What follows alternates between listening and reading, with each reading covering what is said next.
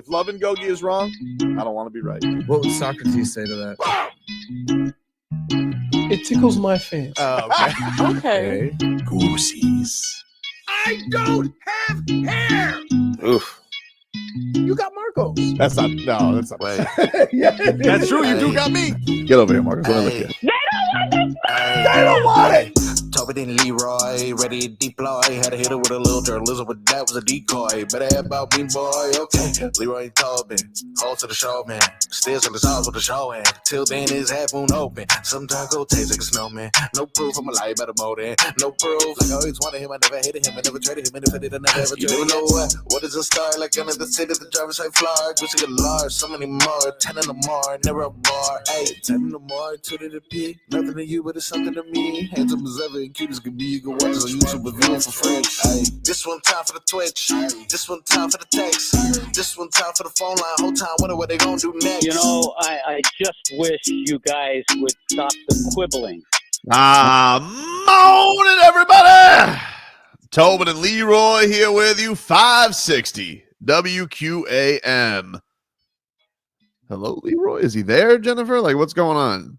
Leroy is here. He's just having difficulties logging in. Okay, well, his mic works. Can I hear him? Or he doesn't even have his headphones on. He's so flustered right now. Okay, Yeah, this is... No, I got my headphones in. Okay, just this is 0 for 90 against technology today? No, I didn't. You better defend me. Why you say yes? I didn't do anything. What are you talking about? You've been for the longest time trying to sign on. Why can't you sign on? It says Oh, here we got it. I even sent him the link just in case. Great. This is I can't get him to my email. He asked me what his email was. It's your name. I got it. That's how the company email works. That's how it works, dude. Oof, man. Never been a more dominant battle in the history of time. Unbelievable. Dade South keeping the score. It's unbelievable. Not me. Okay, dude. It never is. Oh, boy. Anyway, let's get to our headlines here on this beautiful Thursday. They're brought to you by Doral Hyundai. The number one Hyundai store in the nation just went full beast mode. Doral Hyundai, where the deals are monstrous and the prices don't survive. No one sells for less. No one. Miami Dolphins heading off to the Windy City for a joint practice with the Bears.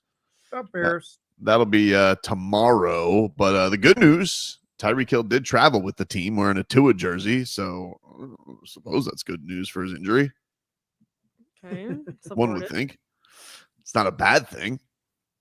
Otherwise, leave him at home like a la like NBA style. So that's good. So we got that. The Marlins, they salvaged the series finale last night yesterday afternoon against the Houston Astros 6-4. Whew, Leroy.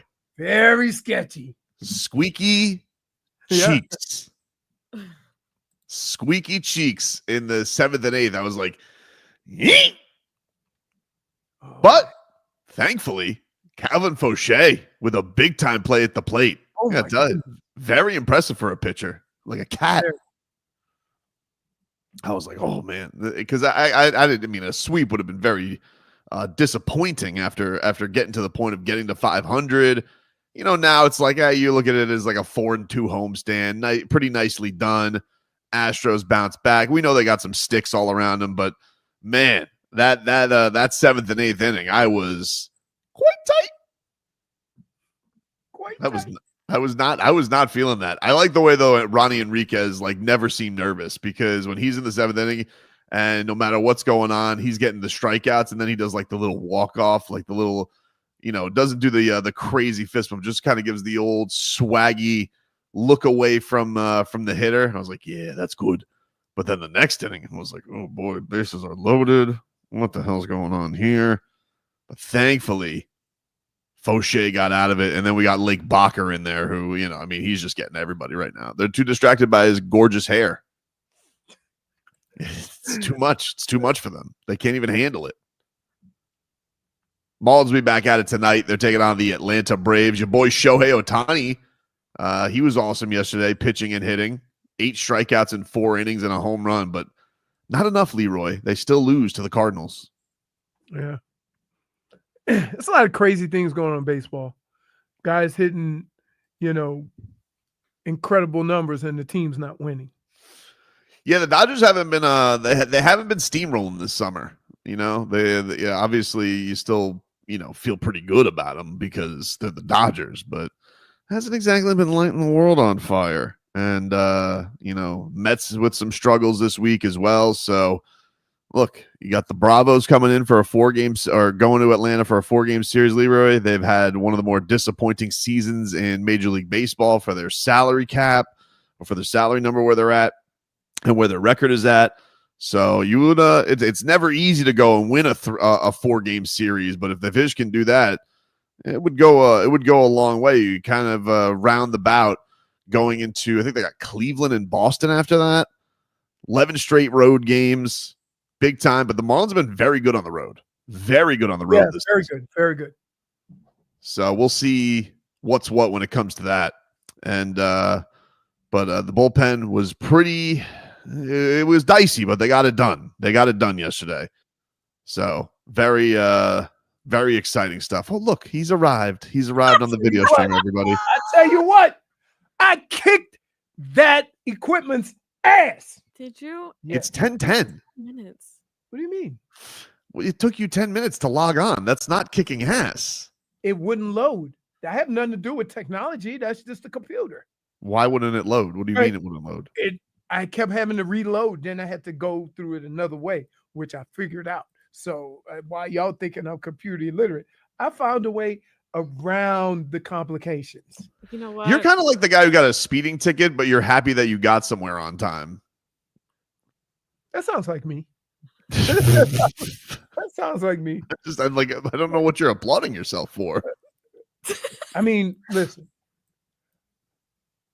As a computer illiterate person, I get thrown more monkey wrenches when I come into this office because they fix something or change something. No, Leroy. It wouldn't load up. They didn't actually touch that computer. But it didn't load. You saw it. It kept saying reload. No. Okay, so let me get this straight. Mhm. Jennifer logged in on time. Brittney logged in on time. I yesterday logged in on time, all using those computers, and I had to reboot everything because I had new profiles and all getting loaded. Right. You somehow get in at 10:10 on the screen, and yet that's a win. Yeah. I mean, listen, let me just explain something to you guys. Video is a bonus, extra special treat that we share with you guys so you can see our beautiful faces. However, this is radio. I was on time for radio. But you were very distracted. Like you couldn't focus on the radio because you weren't on the video. Like you weren't fully engaged in the audience because technology was kicking your ass. Wow. It was. Okay. Also talk closer to the mic, radio man. Well, what are you going to complain about now? Listen. Guy's sitting here like I'm a radio professional talking away like he's like he's a yodeler. Wow. What? You know what? I wasn't expecting this much just harm and hurt. What harm and hurt, Leroy? The only microphones that got touched and computer was Tobin's, mine's, and the guest. Radio professional now sitting out. He's taking a knee, drinking his coffee. Do you believe this, Brittney? Like, can you believe the lack of accountability on the technology kicking his ass? Honestly, no. I can't believe it because it's Leroy. Wow! Wait a minute! Wow! Dude, this does not take long to pick up. Really? Okay. And nothing. You saw the problems I was having. No, you saw it had nothing to do. You kept trying to sign into your email. You had no idea what email you were signing into. Yes, I did. I got in. Eventually. Wow. We'll take a break. Preseason underway, baby. Tonight. Back after this. Got what you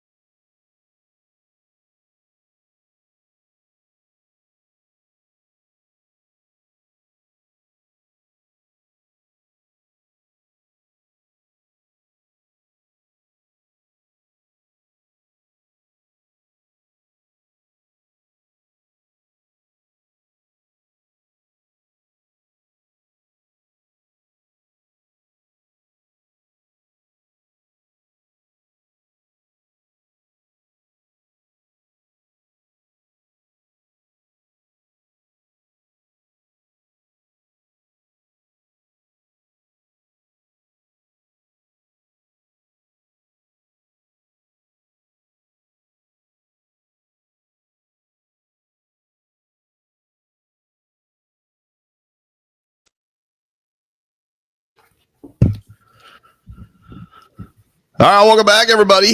Tobin and Leroy here with you. 560 WQAM. Take you guys up until 2 here on the program. Miami. Stayed home. You should have stayed home. Because Jennifer is just mocking me, making fun of me. She was helping me set up because for some reason, all of my stuff had to be reset up. So I had to get the camera, app down here. And so it was like you just started. So you had to ask a whole bunch of questions. And I say, oh, do I want basic or pro? She goes, I use pro, but you don't need no more than basic. I'm like, wow. She may be right, though. I mean, he got so insulted. I'm like, do you really need more buttons? No. We already knew you came into a bad mood because you were texting us last night that you were heated because somebody at the gym was not messing with you. Oh, dude, let me tell you something. Just why I quit going to the gym. I want to get my workout in. I want to get my pool work in. I want to get the hell out of there, right? I got a guy. First of all, you don't need to do 27 sets of ab crunches on the machine. It doesn't, you're not building abs quicker than anybody else. But in between each set, he would get on his phone and play Sudoku or something. It's only 2 of us, and I'm sitting on the machine next to him just staring at it, right? So then finally, after 4 sets of ab, right, I say, yo, how long you going to be? 1 more set, big dog. He big dogged you? No, not big dog. Because if you're not Joe Rose, that's an insult. Or the other one that gets me, boss man. Oh, dude. Boss man. That's not a respectful thing to say. This is what you get. Hey, boss man, can I get a spot? Like, hell no. I ain't lifting all that weight. So did you get your rep in or did you just move on to something else? No, I couldn't. That's all I had left. That's all I had left. So after he did, 1 more, and then he tried to superset it. So he'd do a set, and then when I think he's getting up, he just lowering the weight. And then side to side. I'm like, dude, this is crazy. This is crazy. So yeah. So I was hot. Yeah, we could tell. I was like, oh, that's not going good for him last night. If he's texting about it, it must have gone to a heck of a place. Listen, I don't care if you rest on the machines or whatever, but if you see somebody waiting, then that seat can no longer be arrested. Be polite. Yeah, I don't know what to tell you. I'm sorry, we beat the hell out of each other. We ain't got no respect for one another, no courtesy. Speaking of a man who beats the hell out of people. I'm not a Karen. I just keep it real. I think that's a valid thing to be upset about. Yeah. You can't set up camp in the gym. It's a public gym. Two days at the gym, right? Because normally I do stuff at home, but now I got water in my pool that only Marcos could swim in. All it needs now is lily pads. So sorry. It's that green, huh? Not yet. It's not. But you can tell. You can it's gonna be Iguana Haven soon. No, I'm gonna get a pump next week. All right. But you got to order it on Wednesday. I miss Wednesday. Timbo Slice says you're just inventing reasons to be mad. No, I'm not. I think that's a valid reason. I mean, Timbo, when you if you're at the gym and you go and do your work through your workout, and you're at a time, it's like even an off time at the gym, and you got one more exercise you want to do, and the guy's sitting there playing on his phone, like, you don't think you could be upset about that? Guy says, in my gym, these two old guys use two machines at once, using a towel to block once they aren't using it. Yeah, the old love to set up camp at the gym, and they love to hobnob at machines. Yeah. Or I'm gonna tell you the other thing that gets me.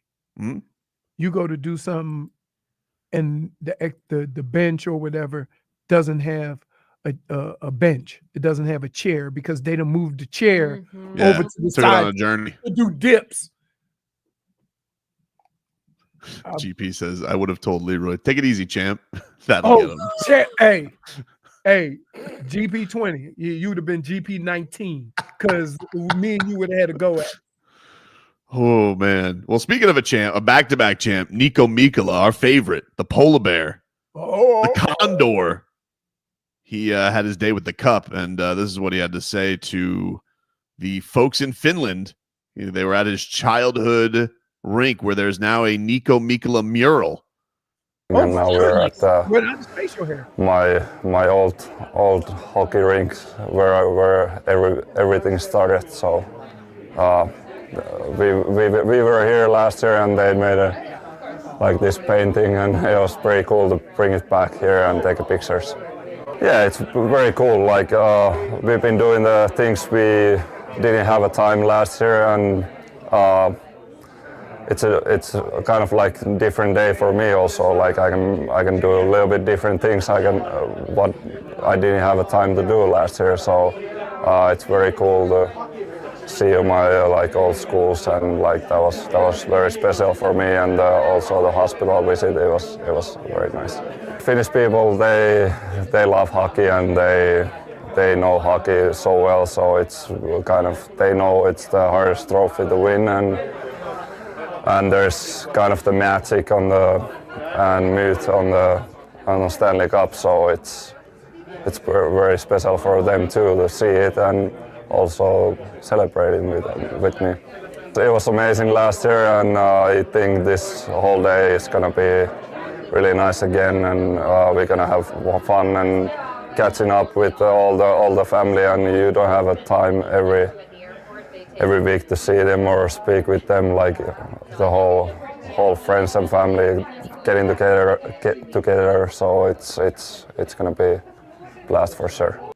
There you go, Niko Mikkola. Why is he bigger than his mural? He's a giant. No, he's very scary. The scariest thing on skates. Is that crazy?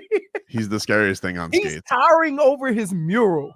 You know what? At least that mural looks like him, and it's not a statue that looks like somebody else. No. I think you're referring to the D Wade statue, which has angles. It has angles. If you have to say that it has angles, you have to look at it from the south side. My argument would be nobody is seeing that other than Niko Mikkola. Nobody is seeing the statue of Dwayne Wade head on, and so it's more important that it has angles when you're looking up. It's it has angles. What happened was everybody had these dead-on shot. Nobody sees it like that because nobody is Shaquille O'Neal. But see, I never mentioned the Dwayne Wade statue, so that came. I knew what you're referring to. You think you're being cute. I know who else were you referring to then, Jennifer? Maybe Sofia Vergara's face. Yeah, that didn't look like Sofia Vergara. Mm-hmm. It really didn't. But I'm just saying, Niko Mikkola, if he has a statue, they could just make it of a polar bear. Polar bears are easy to make statues of.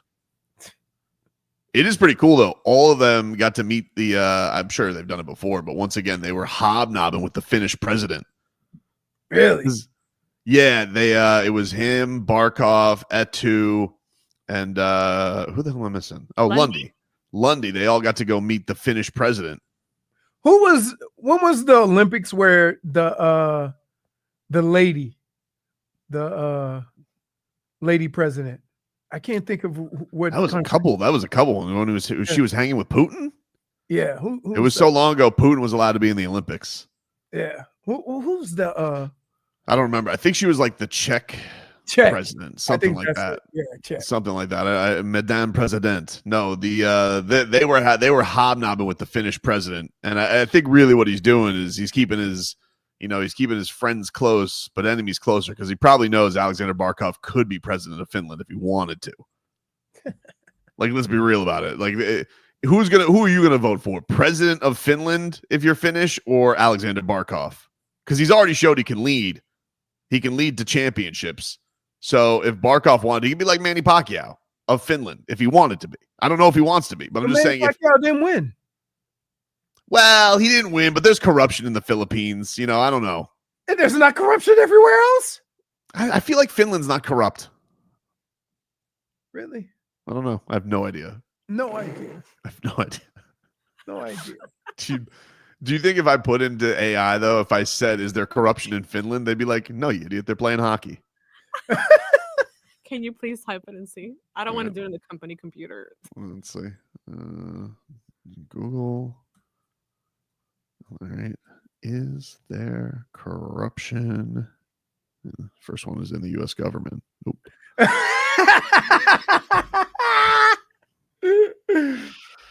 Okay. Is there corruption in Finland?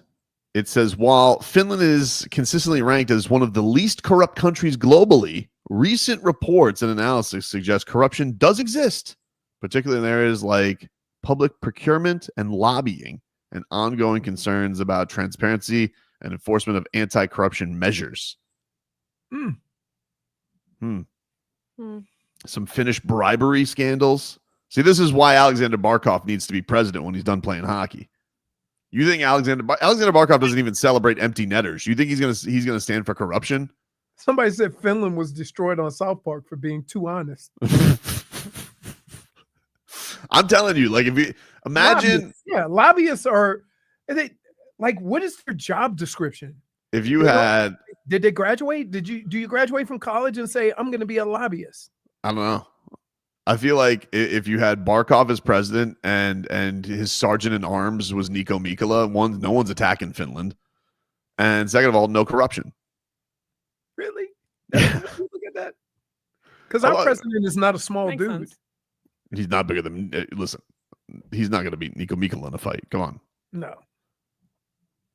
Niko Mikkola will just take out his hockey stick and put somebody down to the ground. He goes, "Guess what, Switzerland? You're ours now." If he wanted to. If Switzerland was feeling froggy, which I don't think they will be. Karen says Finland's main form of income is making igloos. I don't think it's that cold there. No, don't they have the 24-hour days, though? I don't know. Yeah, I think we looked this up. I think that's the thing. But I don't know what the number one thing in Finland. I always forget. I just feel like it's hockey players because that's what it seems to be. Yes, it does. Especially the northmost parts of Finland. Yeah. You feel like Anton Lundell, he tries to bring into the cabinet, but Anton Lundell's too busy partying with the ladies on Las Olas. So Barkov's like, we owe it to Finland, Lundy. And he goes, I don't know, man. He goes, I like being on the lady pyramid here in Las Olas. Sorry. So then Etu Luostarinen has to pick up the slack because Lundy's too busy partying. He's been kachucked. He's been corrupted. I mean, let's be honest about it. If anybody's been corrupted out of the Finns, it's Anton Lundell. Too much partying with Kachuk. And you know, like, Lundy's going to be calling him this year, and he goes, come on, Kachuk, let's go out. He goes, I'm married now. I can't go out all the time. He goes, soft. Because you can't do that. He's like, I showed you where to party before you could even get in legally to Las Olas bars. He goes, whatever, old ball and chain, ruining my fun here, Chucky. What a view. I'm telling you, it's happening. Lundy's going to have to find a new person to howl at the moon with.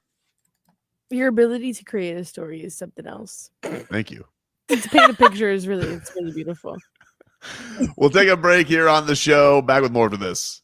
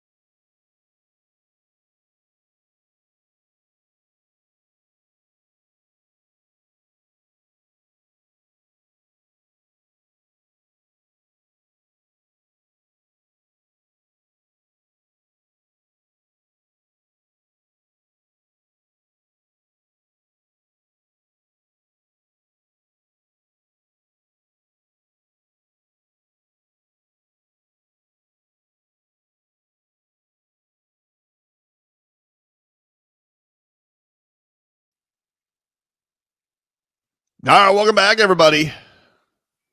Tobin and Leroy here with you, 560 WQAM.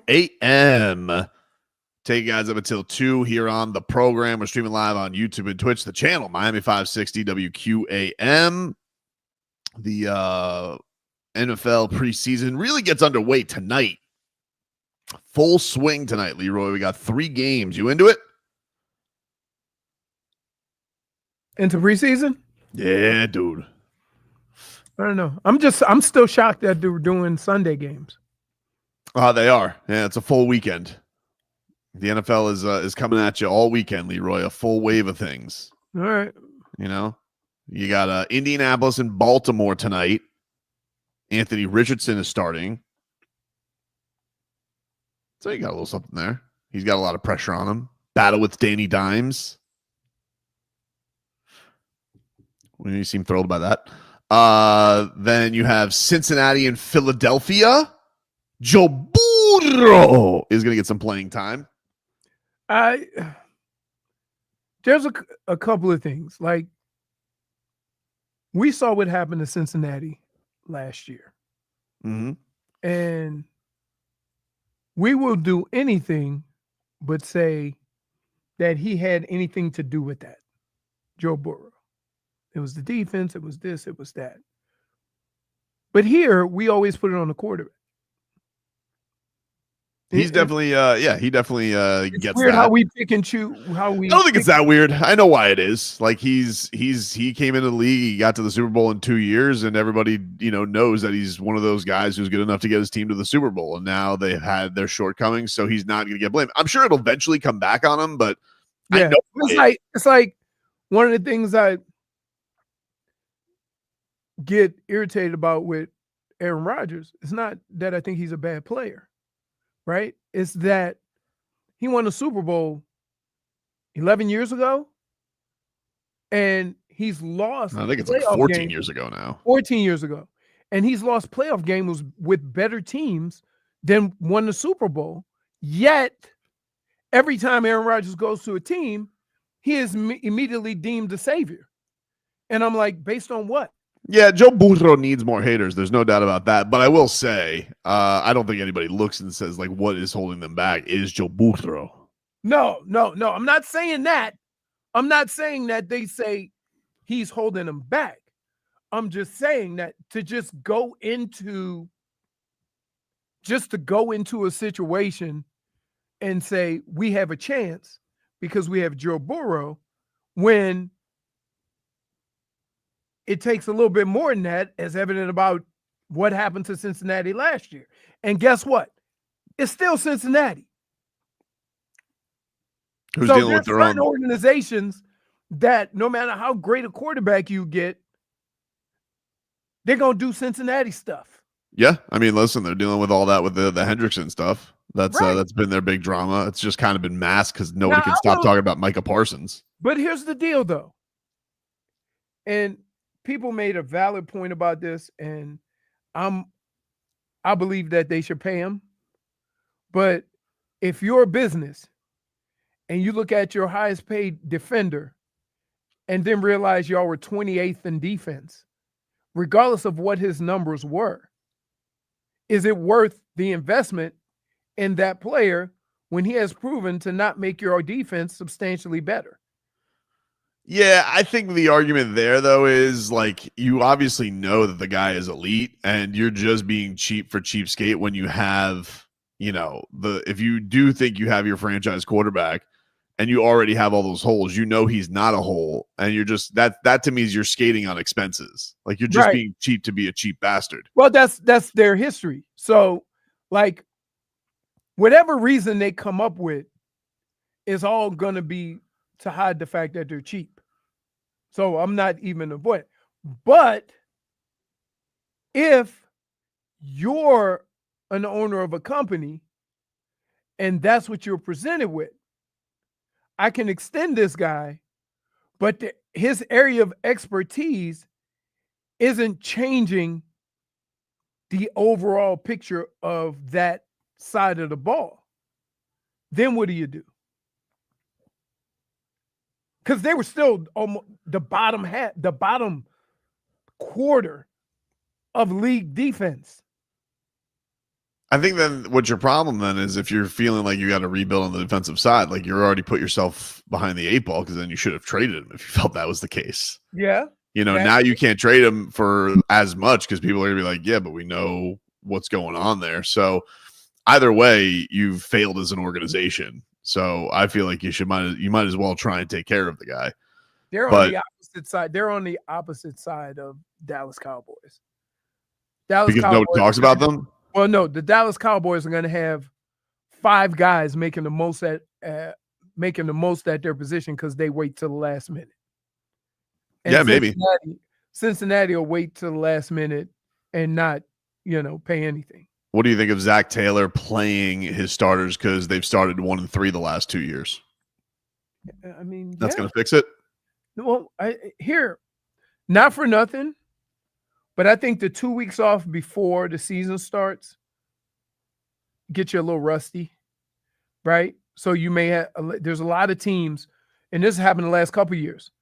A lot of teams with slow starts, right? The teams that don't have the slow starts are probably the teams that end up in the hunt at the end of the year because of the style of football they play, right? If you're an offense that works on a lot of timing and throwing the football down the field and a lot of those things, 2 weeks away from it makes it difficult to just pick up where you left off. So a lot of those teams start off a little clumsy. I wonder how much he's going to be like one drive of Joe Burrow tonight. He's like, perfect. We've now set ourselves up to start faster. I think, me personally, I think that starters should play the first game in the first quarter, right? The second game, one series in the third quarter, go all the way up. And then the third game, you're working on who you're going to keep or not. And the starters don't have to play. But you need to get into the habit of certain aspects of the game. Fast start. So you're going to have your starters start 2 games so you can, correct it after 1 game. And the other thing is halftime adjustments. Usually that third game, where for us it's third game, maybe it's the second game now, you do a full game plan. We used to do it the last game. Yeah, and they're going to get to a point once they put the 18th game in, there's only going to be 2 preseason games anyway. Right. So how do you do it? Would you do 2 preseason games? You do 1 game, then a week off, then another game, then a week off, then season. Yeah, or I would imagine there's probably going to be some kick around if they're going to do 2 bye weeks too. That's probably going to be a thing. I had 2 bye weeks. I remember you saying that. It sucks. Why? Now, let me say this. I can only take my situation in that we weren't very good. So prolonging a bad season was terrible. I would guess if I was with the Vikings and we were 15-1, that extra week off would have been great. You see what I mean? So I'm going to just do it from my perspective at the time when we had 2 bye weeks. They did it 1 year and everybody hated it. So, and again, what's crazy about that, if you're going to give an extra bye week, then I would say this. Your week off should count towards any injury reserve. Because remember, Tua had to sit 4. Yeah, I got you. Not games, weeks. 5 weeks. Yeah, I got you. So, if you have 2 bye weeks and he has to sit a bye week, you know what I mean? What are you doing? So, if you do that, then have it so that bye weeks count as a week of the season because it's going to be 18 weeks. You know who the Ravens backup quarterback is who's playing tonight? No. You want to guess? Is it DTR? No, DTR is not in Baltimore anymore. Okay. No, you may see him tonight, but not for Baltimore. He was in Cleveland last year. Cooper Rush. Cooper Rush. Cooper Rush is a Baltimore Raven. I didn't know that this morning. I was like, oh, all right. I got to tell you, the best gig in professional sports is backup quarterback. Here's why. You can play a 10 or 15-year career and everybody say you're good and a solid backup without ever having to be a solid backup. Looks like in Indy after Anthony Richardson gets time. I don't know if Daniel Jones is going to play. I know he's starting the next game. Their third string quarterback is the Notre Dame quarterback, Riley Leonard. So you'll see can't trust him. 2 first names. And Notre Dame. That has a lot to do with it too. DTR is in Philadelphia. He's listed as the third string QB. All right. Do you know who their backup is? No, but I heard the kid from Alabama's been lighting it up. Which kid? The one they just came out. The quarterback that everybody say couldn't throw. Milroe, yeah. Their backup quarterback, Tanner McGee. Who the hell's that? Intangible. He's intangible. And now I can say this unequivocally. I've never met a black tanner. Y'all go ahead. I'll wait. I'll wait. Tanner McGee is 6'6", 231, Stanford QB. He was a 6th-round pick in 2023. So you'll see him tonight. And then for the Bengals, after Joe Burrow, Jake Browning is their backup quarterback. Who the hell's that? Third string quarterback, Desmond Ridder. Oh, okay. Wasn't he the backup in Atlanta? He was the starter in Atlanta at one point. Yeah. And then the nightcap tonight, Raiders at Seahawks, the Pete Carroll Bowl. Where are they playing? Geno Smith is going to play. Do you know who their backup quarterback is? Mm-mm. Hayden O'Connell. He's still there. So, can I ask you a question? Yep. Do you have the itch? For Jovic? No. Oh. What were we just talking about? What were we just talking about? Preseason? Yeah. Yeah. So if I'm talking about an itch, why would I be talking about? What am I talking about? You got the excitement of chili peppers. No. Oh, yeah, betting? I don't know if I can do over-unders tonight. Let's see. That's chili pepper excitement, right? Mm-hmm. By the way, Jalen Milroe is on Seattle, and so you could see him tonight if you're up on NFL Network. Do you know who their third string quarterback is? No. Drew Lock. He's still there. Drew Lock. Wow, so he just moved all the way down? Yep. I love the way they put like a 30-year-old on the practice squad. Just sticking around, Remember dude. just when they brought Flacco into to Cleveland a couple years ago, when he got there, they put him on practice squad. I remember that. And they were doing that do-si-do with Huntley last year. Timbo Slice coming in with a little chili pepper. If you parlay all 3 home teams to win straight up, $10 get you $300. Yeah, it sucks they don't give you player props in the preseason. No, you don't know how much you're going to play. I would just bet the unders on everything. Didn't the Ravens have like an incredible win streak in the preseason though, up until last year? Yeah. I feel like they're the smart play. I don't know. They're just making the Colts minus 300 because Richardson's playing. I don't know. I mean, I know we beat the Dolphins last year, but still, so did Raheem Mostert and his fumbles. It's something like the Dolphins have had some terrible losses over the years. I think nothing was worse than the loss to Tim Tebow with no passes thrown. That was terrible. Yeah, it was terrible. Absolutely terrible. Right. Crazy. All right. Well, preseason's back tonight, ladies and gentlemen. Benny, dude, welcome to the show. something I would say. Riley Leonard is white Jalen Hurts. Well, all right, calm down. Say intangibles, Jalen Hurts. Right. But I would say this. I think we all underestimate the talent of Jalen Hurts because of the tush push, right? Because of how physical they are up front.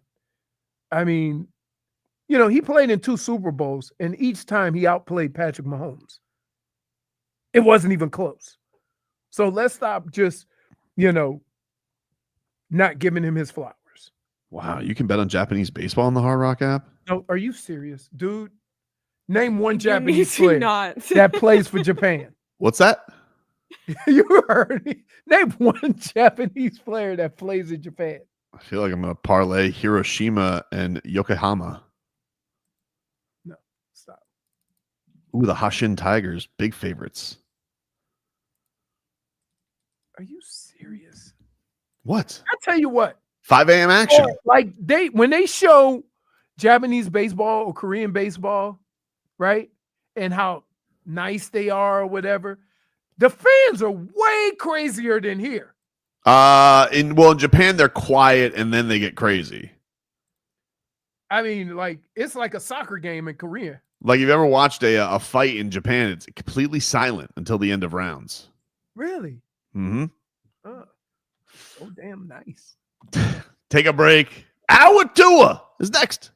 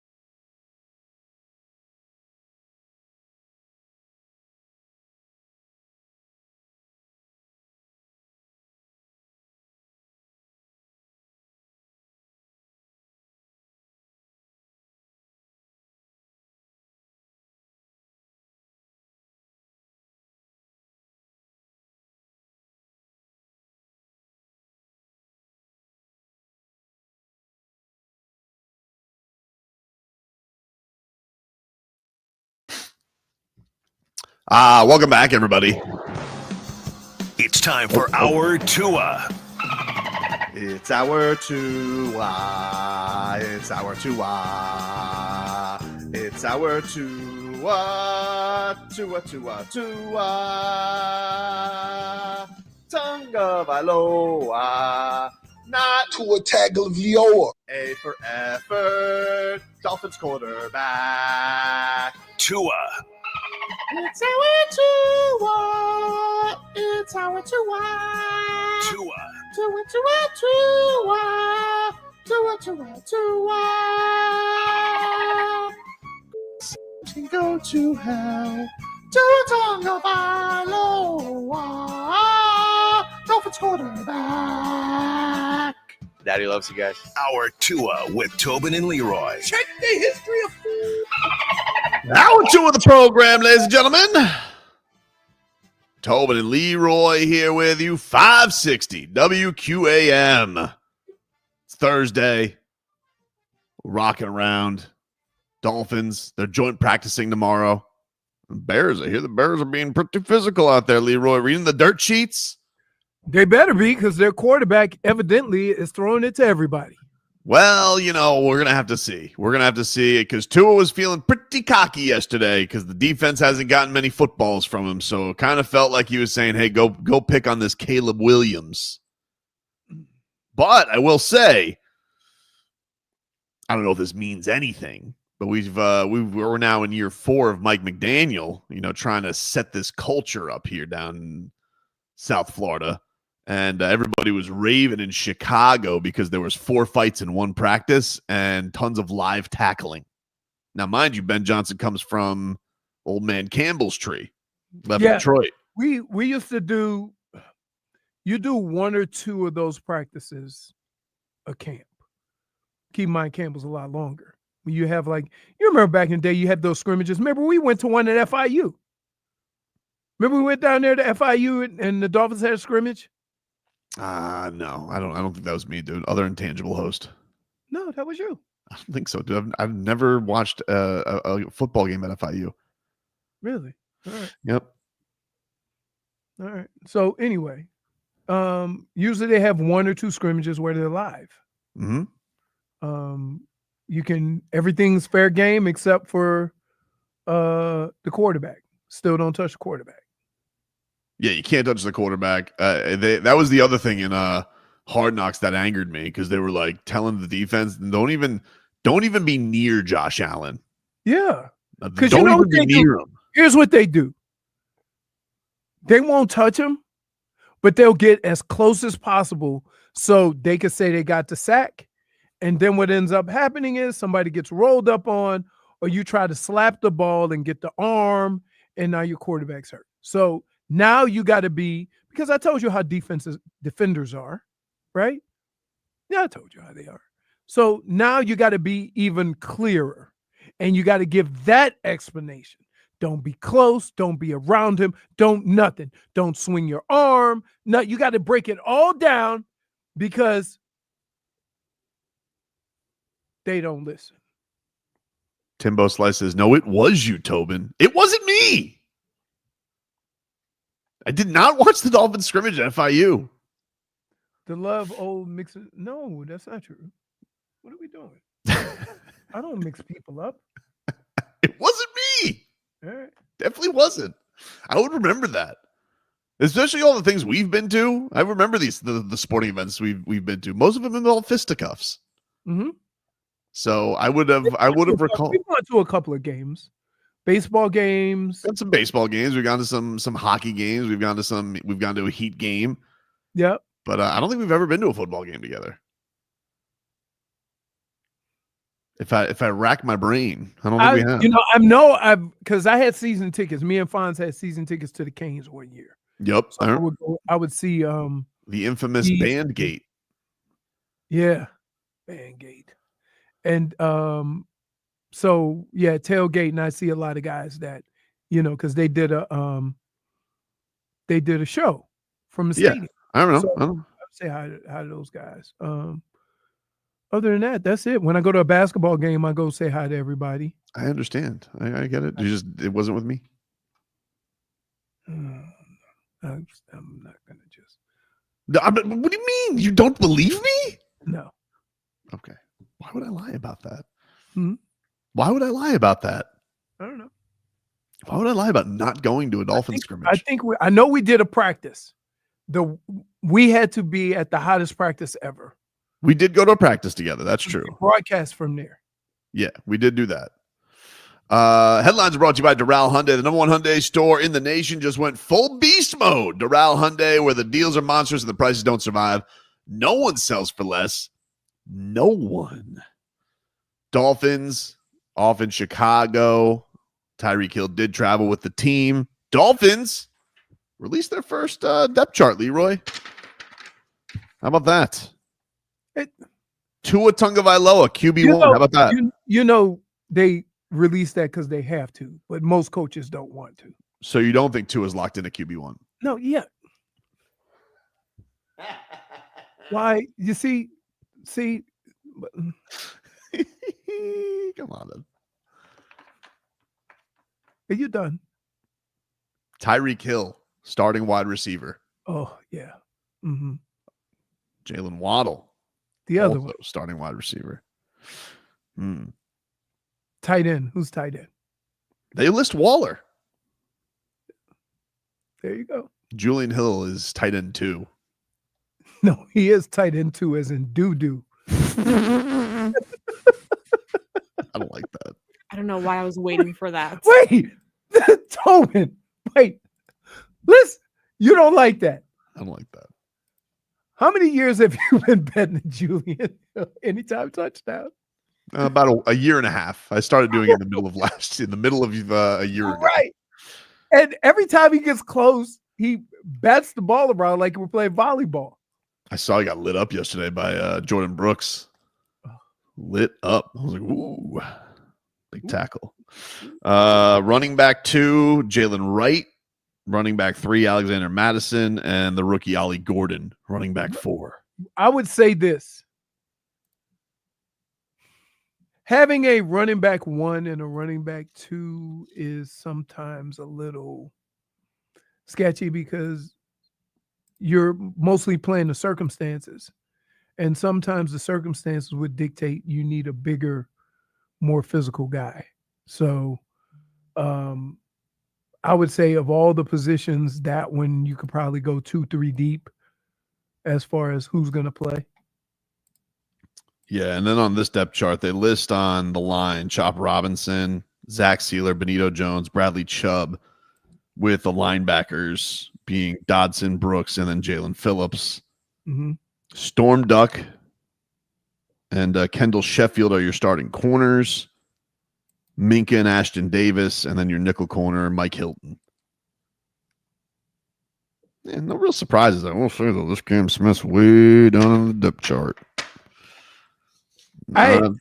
Not a great sign for your second round pick from a couple of years ago. I'm going to say this. And I'm about as patient as they come when it comes to young players in any sport. But damn, Cam, we need to see something. You can't be in your 3rd year and you're so far down on the depth chart, you holding it. You almost hold the clipboard. Yep. So are they using that as motivation? I don't think that so, you're dude. still not doing the things that he's not even practicing a lot. Like Mike McDaniel's like, I can't even evaluate him. He's hurt all the time. I've never understood. You ain't even playing football yet and you banged up. This is the easiest time of year because there's really no real contact. And you play a non-contact position in preseason. Mm. You ain't really blowing people up at cornerback. Y'all just chicken fighting and running sprints. I don't know what to tell you, dude. He is he's listed behind Jack Jones. He's listed behind Ethan Bonner. He's listed behind Ethan Bonner? Mm-hmm. Wow. Intangibles. I was listed. the biggest insult I had. I don't know whether it was motivation or not because I ended up making the Pro Bowl that year. But they drafted. So I had a good second year, right? And then they drafted. Then the next year, I had a slight tear in my knee, but I played through it. But it was a terrible year because I couldn't run. So after that year, they decided, oh, well, we're going to draft Tommy Vardell with the 9th pick. And so we went through all the process, and I was pretty big on, paying my dues because I knew that, one day I'm going to be a veteran and I'm going to get to reap the benefits of being around. The first depth chart came up. They listed Tommy Vardell in front of me. Let me just tell you. It was an ugly scene. Was that Lombardi who did that? No. Huh. Belichick. And let's just say I said some things. What'd you say? I can't tell you. Okay. But why are you guys whispering? Well, the secret. I yelled some things during stretch that would have liked to take back. But in fairness, I did say no disrespect. That's okay. Then you're clear. You're clear. And yeah. So, and I was egged on by Metcalf, of course, and K-Mac. They were like, Expect say nothing it less what than- you say. Just say it. Don't be shy. Say it. If it's truth, everybody know. How did Tommy feel about that?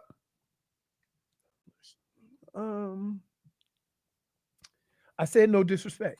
No fair. Okay. Then he can't hold offense. Because it had more to do with being a rookie and earning your stripes. Right. And less to do with how much you really did suck. Yeah, because who's they only got one rookie starting right now. It's Savai Nye, because even Grant, even though defenses fluctuate, right? But Tommy Vardell didn't know it was going to come at you, dude. And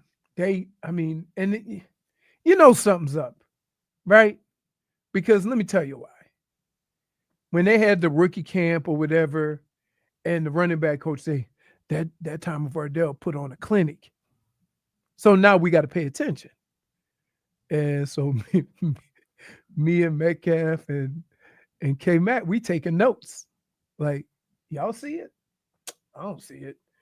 And then one running back said, if he the 9th pick, I should have been the first pick in the draft. And he was like, shut up. You ain't even playing. Exactly. That's what I'm saying.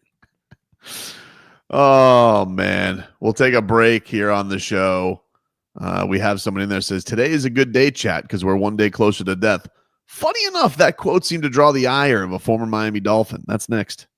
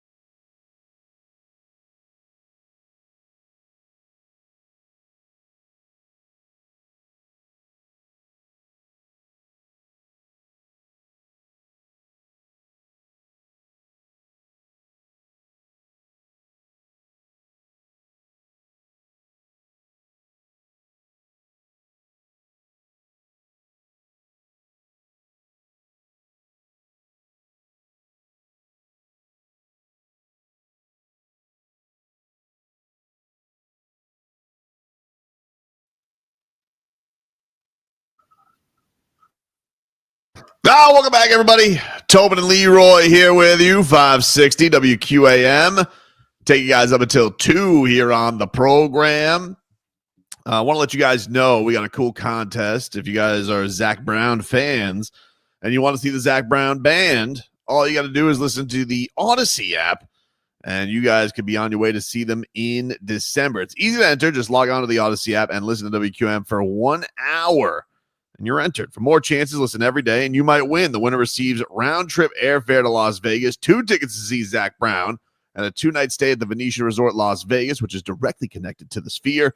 Don't miss out. Log on to the Odyssey app now. It's a national contest. For more info, go to odyssey.com/Zac. That's odyssey.com/ZAC. Special thanks to the Messina Touring Group for that. And, I like my chicken fried and a cold beer on a Friday night. Problem? They're the ones that sing that? They do sing that. That's their biggest hit. Yep. Why is he looking at me like that? I don't understand. What's his problem? I think he's just lost. I'm not lost. What's your deal today, man? Technology. Huh? What's your deal today, man? You've been out of sorts ever since the Somebody start of the show. rebooted my computer and it screwed up all my settings. Still with the computer. No, I'm done. No, My thing is like, what kind of settings are you talking about? You only do 2 tabs at the same time. No, but I'm saying like I had to re-sign into everything. Your email? No, my email, to Twitch, to I tried to log into hey, I think I have 2 accounts on Twitter. Because the one I signed in to, you got a burner? I mean, I guess. You're like Pat Riley, you got a burner? The one I signed into was not the one I use. Your Astron account. No, it's not. Let me tell you something. I'm done. My Astron days are over. I'm married, got kids. Please make sure we have that saved. What? Astron days are over. Please clip that. Clip that, please. Dude, clip that. When you're younger, you move down to Florida, you ain't used to seeing that much cheeks on the beach, right? Yep. Used to being up north, full booty coverage, right? You ain't seeing no thongs up north. I started watching this show yesterday. I think it's called Chief of War. It's with Jason Momoa. It's a show or movie? It's a show. I'm sure it's like a miniseries. I don't know if they're doing like multiple seasons, but it's all the Polynesian wars back in the day, like Wars of Island. But it's a lot of Jason Momoa cheek, I gotta say, because they go loincloth and he's thonged up, dude. So is it a good show? I mean, it's decent. I mean, I'm still trying to. I'm trying to. Oh, it's definitely better than Aquaman. Okay. Definitely better than Aquaman. But I'm trying to fill the Love Island void, and nothing's hit yet. Still have about 2 weeks for the reunion. Yeah, I got that. And this Villa show is it's no good. It's I thought it was gonna pop, and it just hasn't. It's pretty good, but now that things have escalated, it just feels like I'm watching nothing. Nothing more. If you're referring to the Janae Kenny breakup, I believe, which look, I don't want to throw any blame on Janae, but if she couldn't see that coming a mile away, I mean, she's blind as a bat, because I could tell first episode this Kenny ain't into her. So, Which was crazy to even see. He can still go to hell. I mean, like, don't get me wrong. Saw Janae on our trip back from Vegas, Leroy. But actually we saw her to Vegas. Now that I think about it. Question. Yeah. Has any of these relationships ever worked out? Some have. I mean, except probably the most famous one is Tommy Fury and Molly May. But then, which I think they're back together. I saw it today, this morning. She's probably doing that for her lovely daughter, but he's a dope and he's gonna mess up again. I'm just saying, like, some of them is just like a union to get more likes. Well, that's basically what came out with this Janae Kenny thing. Is basically he got leaked that he was with her for clout. That's it. Because like here's the reality of it. these guys aren't interesting. And none of them are going to get their own following without being in a couple. And then as soon as they break up, bye-bye money. It's a fact. So all of them are boring. It's just how, except for the weird animal guy, but he's the only one who's not on the show, which is why I think people dig him. Yeah. That's true. Yeah. I'm telling you. He's interested because he doesn't want to be a part of the show. That's right. Because he's going to make all his animal Instagram money. Speaking of Instagram, by the way. So how about this, Leroy? You remember the other day, Mike McDaniel, it went viral because he started talking about death. Mm-hmm. You know, he was being. A lot of people think when you talk about death, it's morbid. Yes, they do. And he was up there, and people were asking him, hey, start the press conference. You should stand corrected. Good morning. False. Great morning. Let's go. What makes this one great? Because we're another day closer to death.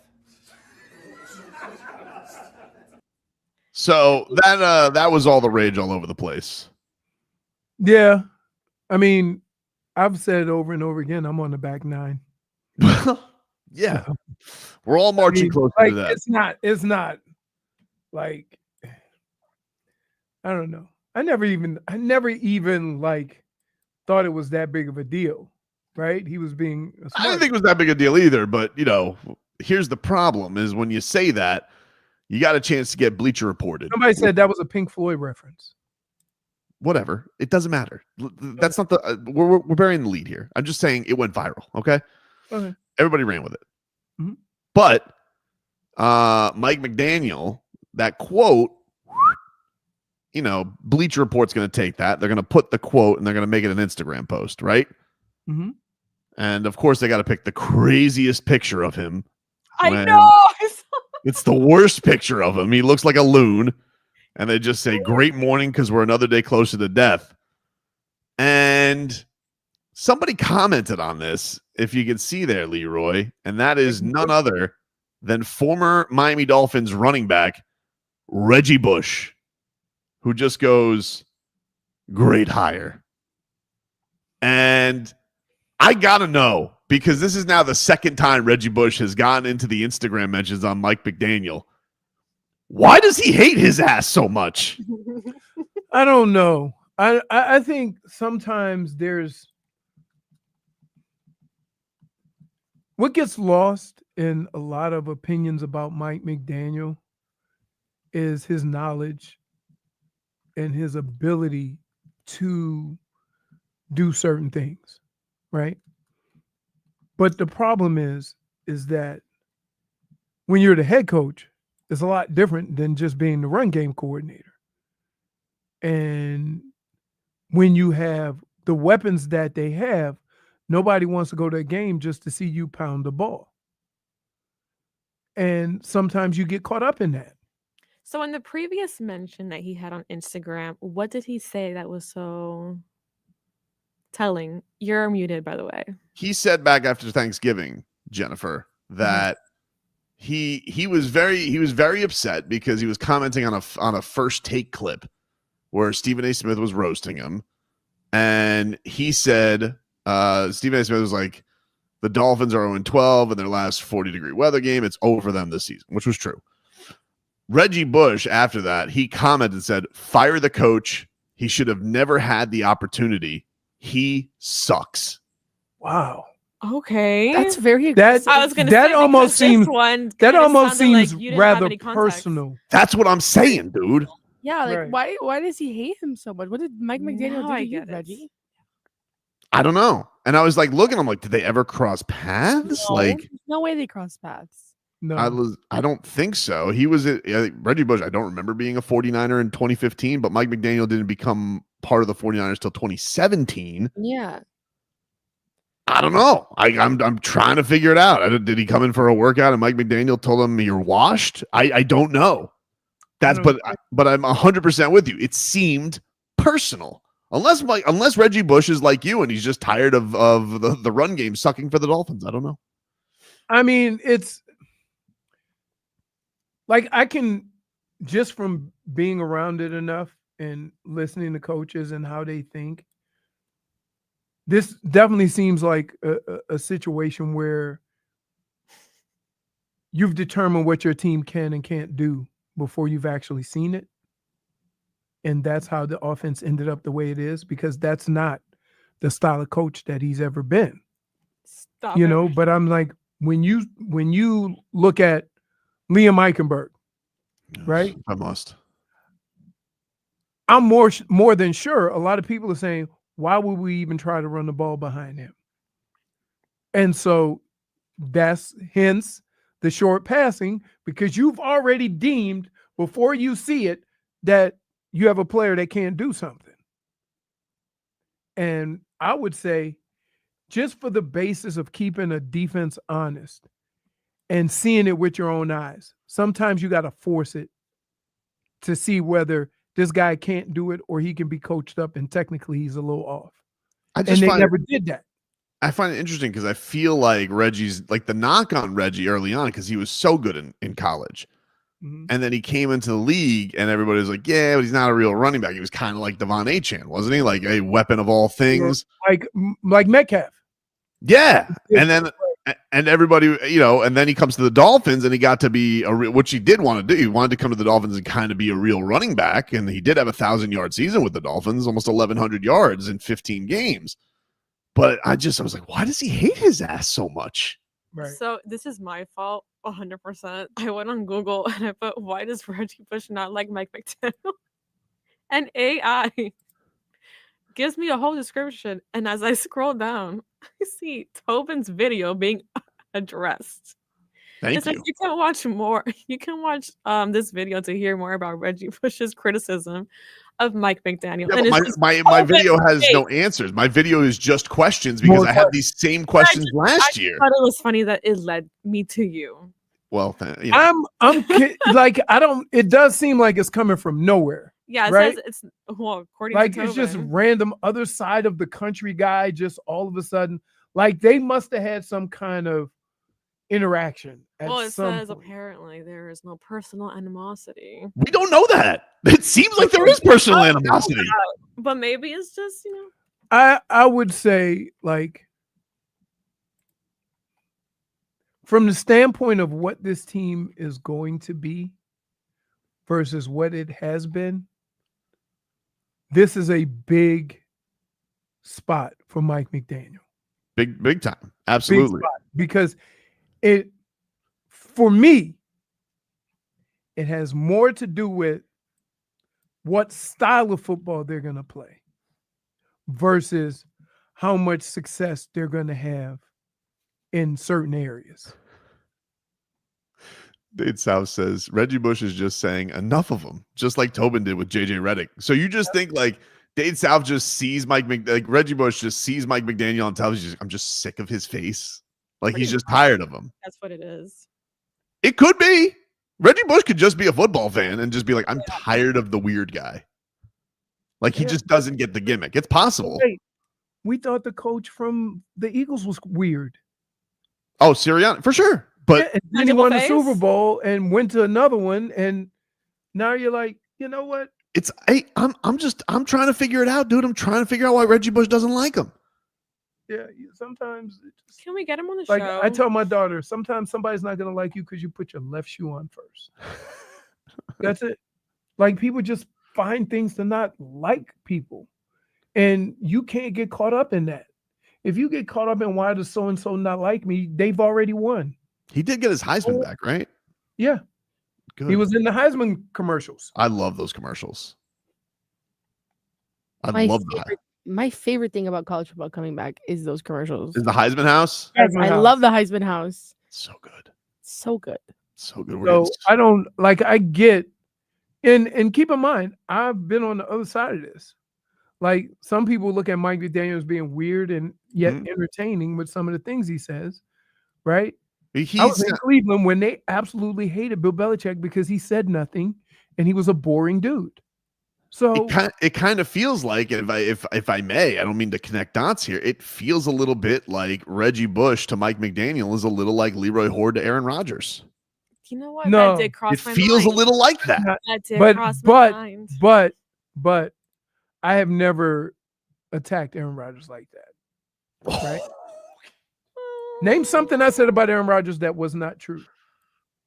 That's probably what there's so much in the archives I'd have to dive into. I need to do a research project on it to bring all the data. That he has lost big time playoff games with more weapons than he won the Super Bowl with. Why do we think that at 40 plus years old that he's going to help a team do anything? Do you think like Mike McDaniel one time heckled him when like USC played like Colorado State when he was a wee lad? I don't know. He never forgot it. I'm just very confused. You know what? I've never had a grudge like that with coaches. Like, I don't know. I just want to know if it's real hate or just sports hate. That's what I want to know. That sounds real, dude. Sounds real. That doesn't like he just when you do sports hate, it usually comes with a chuckle or a smiley emoji or a LOL. You know what I mean? He ain't putting nothing. No, like you're a polarizing person in Reggie Bush. Like you're posting that because you know people are going to see it. Like you want people to know how much you hate him. No, he's he's got a lot of fame and notoriety. Of course, exactly. He's like, of course, his comment's going to go right to the top on Instagram, and he's going to get, what did he get? Like at this point, I think he's up to like thousands of likes on this, so everyone's going to see that. But this one definitely is more like snarky, like great hire. But if you know that last, I would say this. Sometimes good coaches or guys who can coach, it takes them a while to organize everything, and nobody has the time for all that. So let me be clear. Like, as much as I say Mike McDaniel's a good coach, if he don't get the team where not playing the type of football that you have hope in the future that can win, then he's not going to be here. Right? And we won't care about the quirkiness or whatever. But I do believe that he's a good enough coach that he can kind of turn it around. No, I just think it's interesting cross because it does feel like, I don't know, like I feel like Reggie Bush all the time, but in the NFL, I feel like people thought he was kind of a little bit too much razzle dazzle than real running back. Was that not like the knock and why he wasn't as good a player? Put it this way. He was a good player, but he wasn't like what everybody thought he was going to be in college. Was he the number 2 overall pick? No, I think he was 3rd? 2 or 3. Because that was the Vince Young draft. Here's what I would say. I would say that Reggie Bush was like Michael Beasley. Yeah. In that you knew he had talent. Ahead of his time. But no, right. Like he was like the first true Debo Samuel, where you could put him anywhere in your offense and just use him to create mismatches or whatever. And people tried to put him in one spot. And Debo Samuel loves Mike McDaniel. Right. Weird. No. Anyway, take a break. We'll mix things up on the other side.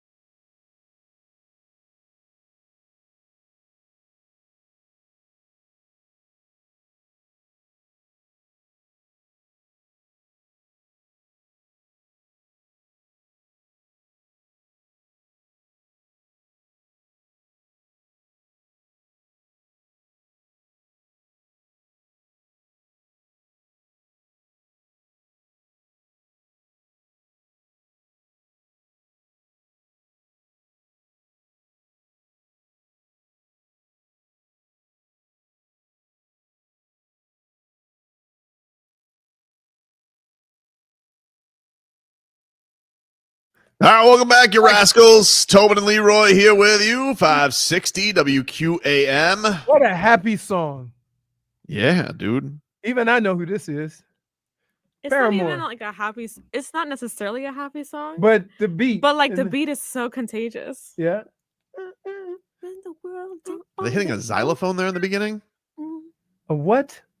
A You wouldn't know xylophone. what a xylophone was if it came and hit you on the I head. know exactly what a xylophone is, dude. I've had music class I before. used to play the xylophone. What? I used to play it, yeah. Like one of the big ones? I need a refresher on what a xylophone is. It's like a piano, but like the bells. Oh, okay. Okay, that's what I thought. I that's had what like the very big one that was in band. Was it wood or was it metal? It was metal. I don't remember. This is high school. If it was wood, would it make any like in the Oh yeah. sound? Well, yeah, it could. It definitely can reverberate a little bit. I Telling played it you. a little bit in elementary school and high school. And you didn't stick with the xylophone, huh? Such a cool instrument. I didn't. It is a really cool instrument. I liked it. Nobody's making hits like with the xylophone other than Paramore. It's right there with the steel drum. Those sound cool too. They do. My favorite instrument in band was the people that did all that damn marching and then pulled out the little piccolo. I'm like, come on. Let us get to the mixed bag here before we close out the hour. All right, well, we got some quarterbacks talking. One that is near and dear to Leroy's heart. Aaron Rodgers. Aaron Rodgers has asked at Steelers camp what his plans are for the preseason games and if he'd play in any of them. Here's what he had to say on that. I mean, that's an interesting conversation. I think Mike and I will have that at some point. I don't think it's in the plan for me to play this week, but whatever Mike wants to do, I'm fully on board. If he wants me to go out there and play, I'll play. If not, then I won't. I've said a lot, with all due respect, then I can say whatever I want. Preseason football is not necessarily real football because the defenses just don't do a whole lot. And the offenses don't either. So you go out there with a very limited playbook against a defense that's playing one high zone, one high man, or two high zone. And there's not much pressure. There's oftentimes communication between the coaches about, hey, we're not going to pressure this week, or hey, we need to see a little bit of pressure. It's really about the operation. Now, that is where you can actually gain something from the preseason is you got 40 seconds. All right, there's a play clock out here, but it's not always adhered to. So you have 40 seconds to call the play, to get the line of scrimmage, to get us in the right situation, and to go out and do it. And I think there's something to be gained for that. But as opposed to kind of when I got in the league, I would say, there's less schematic stuff that you're going to see in the regular season. Oh, let me just take this for you. Hey, dude, shut up. That's a lot of words for the preseason. Sucks, dog. Like, enough, all right? We get it. You don't want to play. Like, it's Now, not if I would have said those same exact words, what would you have said? You hate Aaron Rodgers. Right. He's being such a blowhard. Why can't I say it about you? Oh my God. He's just That's like, what drives me crazy about him. So Listen, you heard what he said. You heard everything that he just said, right? That means if you're making that much of a stink, you better not suck during the regular season, dude. Right? Football. Anyway, from a guy that Leroy hates to a guy Leroy loves, Joe Flacco, especially Browns version Joe Flacco. Unk. No. Here's the thing. That dude has the expiration date of bad yogurt, right? You're going to get 4 or 5 weeks of the Joe Flacco, Hall of Fame Joe Flacco. But when that yogurt gets bad, everywhere he's gone, you get 4 or 5 weeks of Joe Flacco coming in and changing the trajectory of your team. Then you get there. So, well, Joe Flacco, he was discussing how is it that he's the only healthy Browns quarterback at 40? Hey, listen, I think, I mean, who knows why I'm the one guy, but I think the fact that I am 40 and here is just like I've been fortunate with my body. I've learned how to take care of it. I mean, there is part of me that wishes we were doing 3-hour practices because I could show that I could last through those too. It's not that much of an accomplishment to kind of come out here and make it through a training camp. But I do feel like if we were grinding 3 hours, 2.5 hours every day, I could still go through that too. I wish I could show that a little bit. But hey, I think some of it, a lot of it is taking care of your body and learning how to do that. You gain knowledge as you're in the league. But also, like, you just, throughout my football career, I've had a couple injuries, but most of the ball, I've been pretty fortunate on just what I've been given and the situations I've been given. So, man, he just called those young guys soft.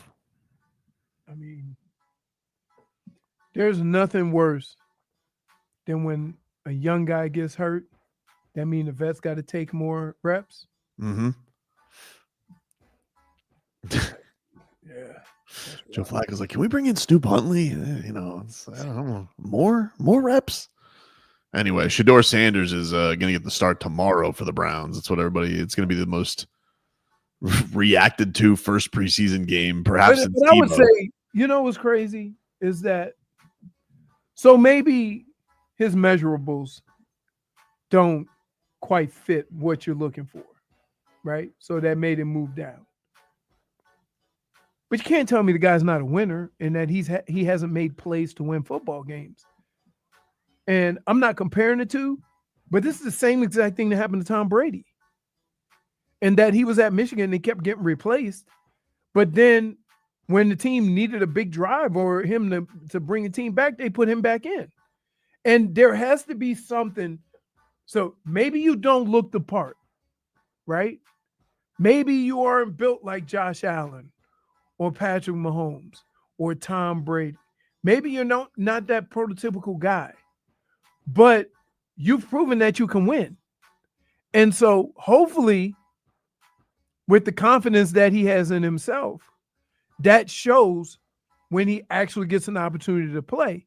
And then people would then immediately just flip it to, he's a gamer, right? So just because he got drafted where he did is not an avenue for failure, right? It just means that you don't fit the prototypical body type or arm strength or whatever as a quarterback.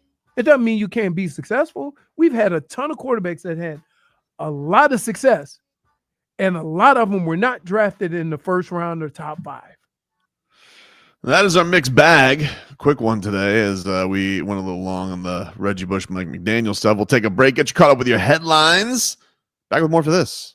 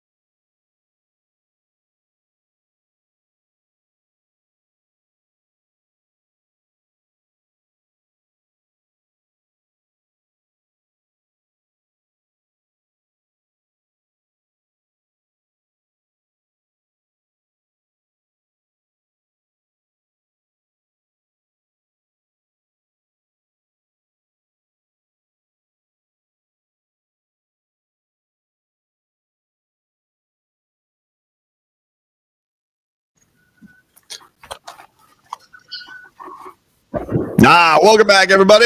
Tobin and Leroy here with you. 560 WQAM. Brittney. Yes. I thought you were going to play your music. No, I already picked this. Because I'm like, she was telling us what kind of music she likes, and then Jump Around comes on, and I'm like, I like old school hip hop. All right. I got you. Let's get to our headlines here for the third hour. Brought to you by Doral Hyundai, the number one Hyundai store in the nation, just went full beast mode.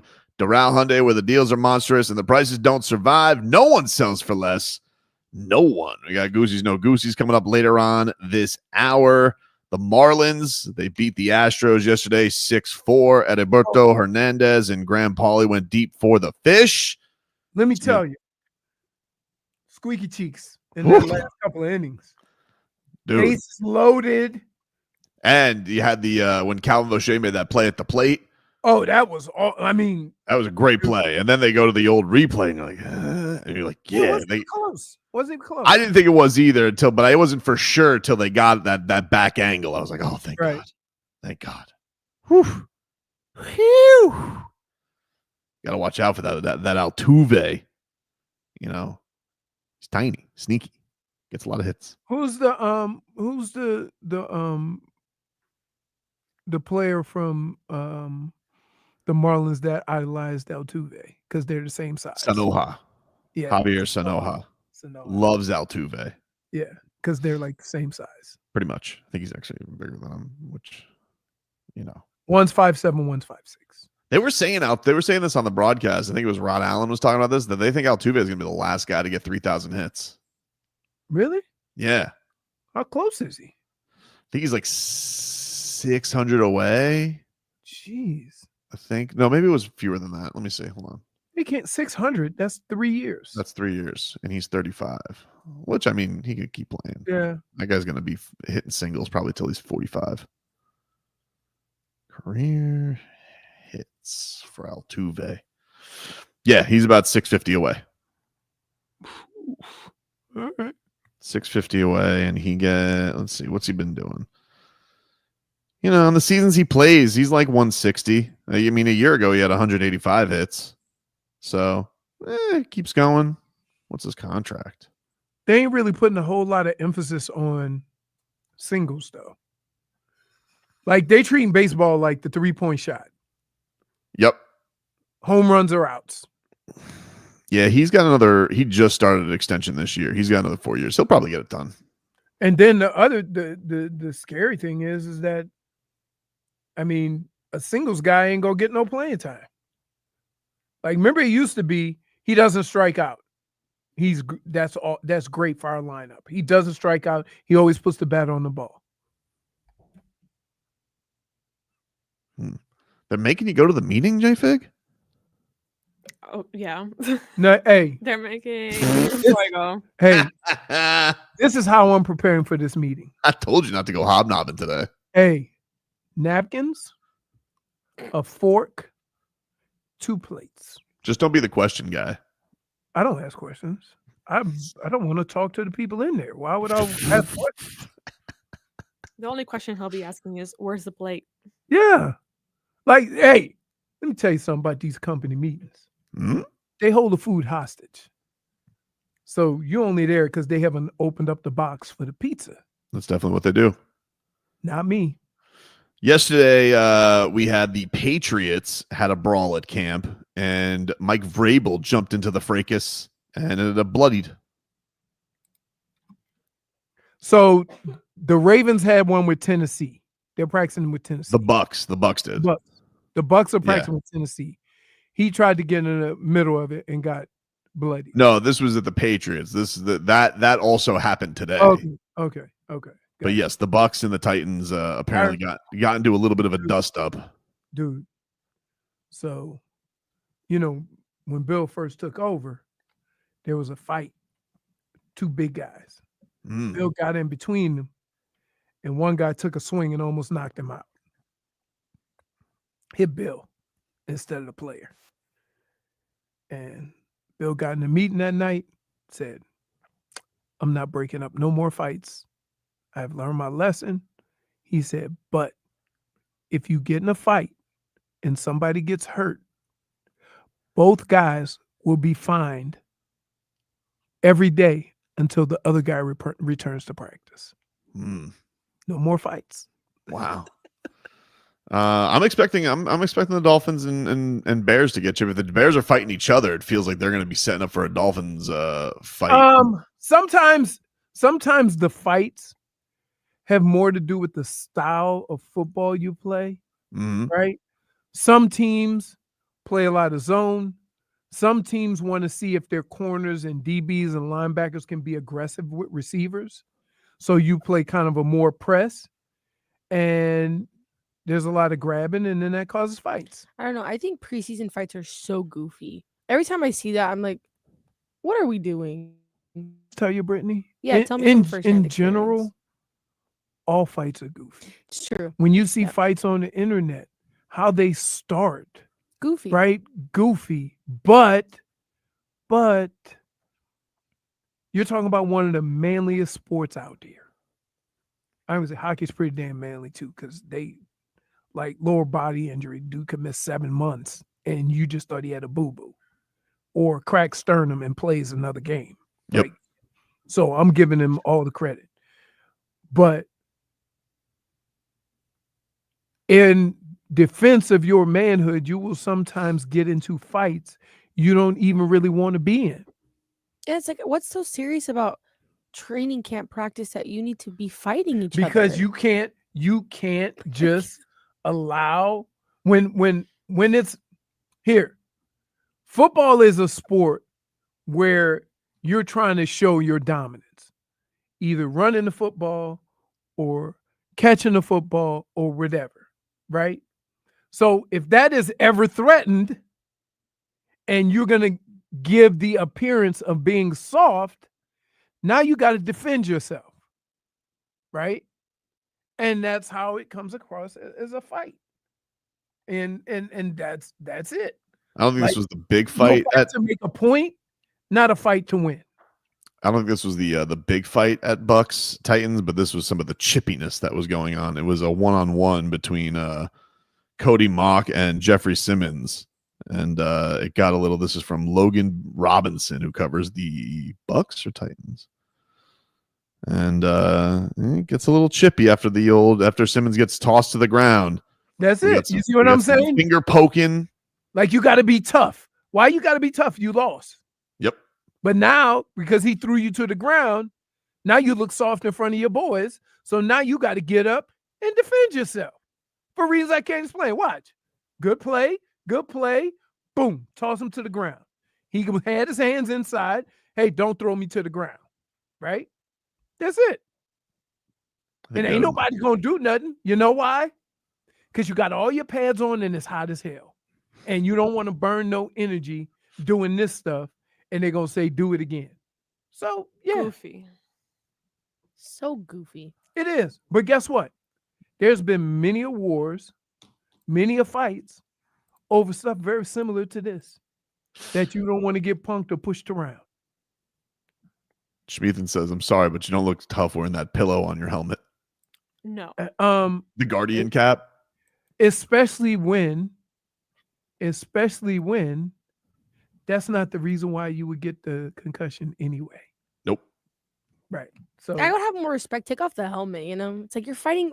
Why? You're hitting the helmet. Like, it's not even a real fight. Of course. But you made your point. No, that's what it's about. Goofy. It's about making your point that you not soft. Goofy. That's it. Many of men have gotten their ass kicked trying to prove they are not soft. We will take a break. One guy who may be stirring it up when he gets to joint practice is left tackle Patrick Paul, who explains why he loves to talk trash. We'll give you that coming up next.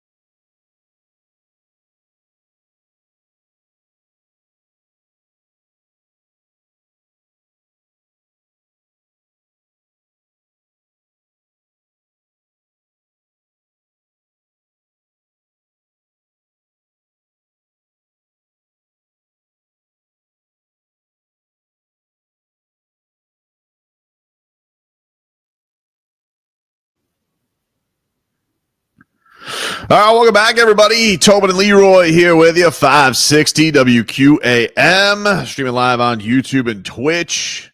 The channel, Miami 560 WQAM. You guys can catch us there every single weekday from 10 a.m. to 2 as we got Miami Dolphins join practice tomorrow. We have our first preseason game on Sunday, game day uncensored coming your way at 11. So only 2 hours of preseason coverage. Thank God. Turn on your microphone, right? Thanks, Britt. No, don't blame Brittany. You have your button right there. 0-91. What is? Really? What? I feel like the generals Getting killed. Technology. The Miami Dolphins will get going. Schmiethan says it's hour and 59 minutes too many for a preseason game. At least it's not 4 hours. 4 hours for preseason. You know what? Last year, Schmiethan. I personally think you should just do it like hockey. Just a half hour? 20 minutes. Let's go. Just a 20-minute. Here's what we got here today. Dolphins and Bears. Hey, listen. I'm happy it got whittled down to 2 hours. It'll be 4 during the regular season. That's just preseason, but do you go over like during the because I think I'm gonna do YouTube this year. You're gonna do what? Like live watch-alongs or reactions? No, I'm gonna do like I'll watch all the games like from this division and the AFC North, and then talk about it on Twitch and stuff like that. Okay. You know, just number football, help people understand what the hell they're looking at. Because it's cool. I like I tell you all the time, you can watch a game and see something that I don't see, right? I'm not saying that people are just ridiculous watching games. Like everybody can notice something different. However, sometimes you don't fully understand what you're seeing, right? I got you. You always think the guy that got burnt is the guy that was chasing, and that's not the case at all. Sometimes you're the toast, sometimes you're the butter.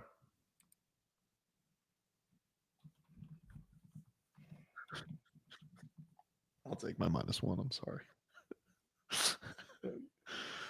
That's what? Do you -1? Jennifer? You prefer marmalade? Have you ever heard sometimes you're the toast and sometimes you're the butter? No.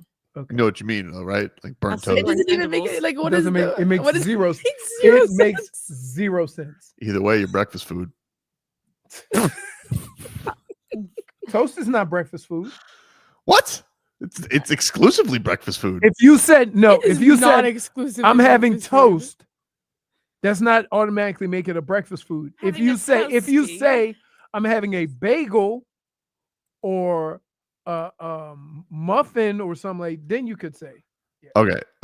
What? What are you talking about? So let me just get this straight. You've been just sitting around. I'm having an English muffin, right? You don't have rando English muffin. That's usually breakfast. But if you say I'm having toast, you can have toast all times. I think you What are can you have talking about? Who has afternoon toast? I do. I have Just for dinner. toast? Toast for dinner. One of my favorite meals. Get out of here. What are you My talking wife- about? What about swear. my wife makes banana bread when she takes toast, puts peanut butter, and puts banana on top. That's a sandwich. That's not Yeah. toast. No, it's like No, an it's open open face face. sandwich. Mm-hmm. No. Toasties. I have no, and I also eat English muffins. A toasty is a grilled cheese. It's not a toast. Like it is just a British word for grilled cheese. That's all a toasty is. What? A toasty. All of a sudden you're British? Dude, Love Island. Love Island. Love Island, when they're saying they're making toasties, all that is a sandwich with toasted bread. That's not toast. Why does Timbo Slice says Leroy has lost what's left of his damn mind? Because it's crazy. You're just like, toast is not It is exclusive not to breakfast. I agree with Leroy on this. Oh, one. It is okay. not exclusive to maybe it's not exclusive, but it's if you were doing Family Feud and you surveyed 100 people and you say, when do you have toast? 95 people are saying breakfast. No, that's not true. You're high as a kite That's right not now, true. Yogi. Most Because of the what time about when I have toast, it is in the morning, sir. wait. Patty melt. Okay, patty melt is a sandwich. It's not like the first thing you're thinking of is I'm having toast. A toast side dish, which is when or just having toast as a starter meal, is usually breakfast. What the hell is you? A toast side. Oh, give me a side of toast. Hold on. If you, I'm not going to let you do this. Okay. As say that, but then I do it anyway. I'm not going to let you do that. When you go to a restaurant, give me the meals where they will list on a breakfast as one of the things you're getting included in your meal as toast, because they're not doing that for any other meal but breakfast. Correct. I agree with that. But toast is not exclusive to breakfast. Why are you fighting Leroy? It's just because he's a ridiculous take. No, toast is not exclusive to breakfast. It's most notorious for breakfast. I do eat it during breakfast. I could have eggs for dinner. I mean, I'm an idiot, but I could do it. You don't like breakfast for dinner? It's fine, but it's breakfast for dinner. You've just said the key word there, Brittany. It is flipping the day on its head. There's two moments you have toast. There's 2 moments you have eggs. Breakfast or on the way home from the club. No, Leroy. So just to prevent a hangover? Okay. I don't know. You know how sometimes you go out and you leave the club and you go, damn, I'm hungry. You go to IHOP? You go to Denny's or IHOP? Yeah. Mm-hmm. Yeah. Evan 11 says they do give you toast at restaurants. The bread you eat before the meal. There you go. Boom. Dude, Boom. that's Boom. bread. That's Boom. not toast. That's not toast. That's not toast. And I'm not. No. Okay. Wait a minute. Getting into the semantics. Toast is not exclusive. If you put the butter on the bread and the bread is hot and the butter melts, is that not? No. That's toast. It has to be crisp. The inside has to be crisp. That's toast. No, I don't even. This is the dumbest. It's not the. I mean, it's Leroy's fault. We've ever had, by the way. Jukebox this Texas toast. It's a different bread. Doesn't count. That's very different. No. It's like saying a deer and a reindeer. It's 2 different things. That's why I don't like. way. I don't like. What is it? The French toast. Stupid. It's not stupid. Like, just because you dip it in egg and put it in and fry it, still toast. Tate South says you have to toast bread to make it toast. What the hell are we talking about? It's true. It has its own thing. It has an instrument, a toaster. No, you don't. No, you could toast bread other ways. I toast my buns in the oven. You can toast it in the oven. You can toast it on a Clip pan. that. You can I toast it want on you an to air clip that. fryer. You're toasting your buns next to that dude in his drawers. Oh no, listen. Hey, I was not off on that. I toast my buns in the oven. Well, speaking of a guy who's toasting buns, Patrick Paul, he's been having a good camp. Everybody's raving about Patrick Paul having a great camp.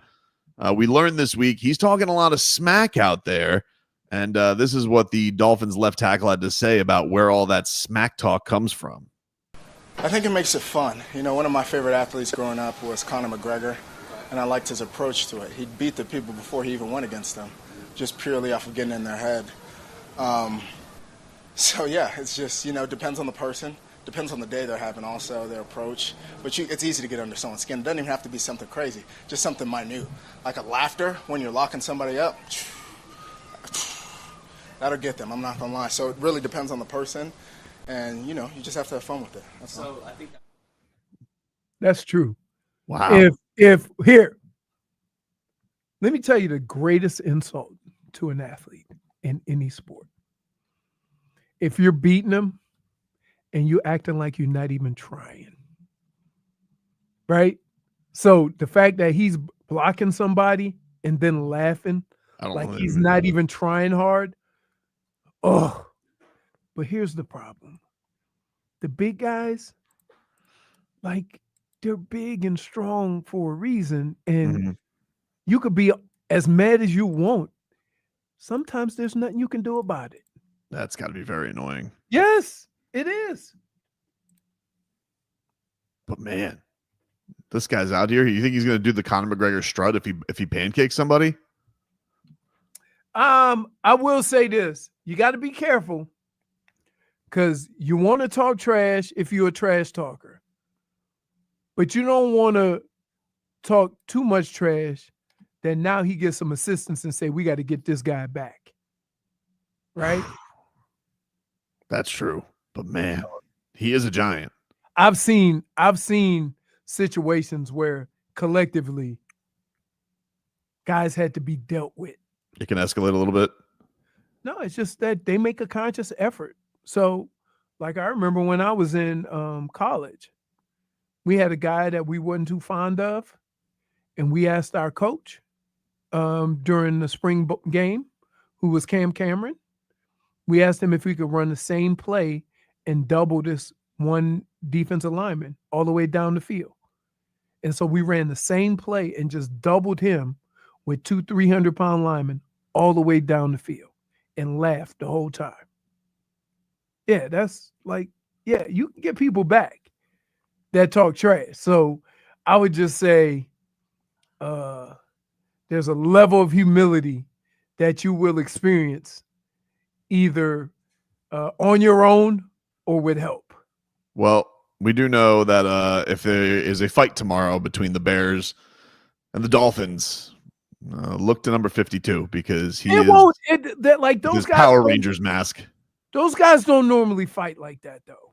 We'll see. It's usually like linebackers, DBs, tight ends, wide receivers, because like they don't like the over aggressiveness that you can do in these practices, but you can't do during the game. We'll take a break. More to come here on the show. We're back after this.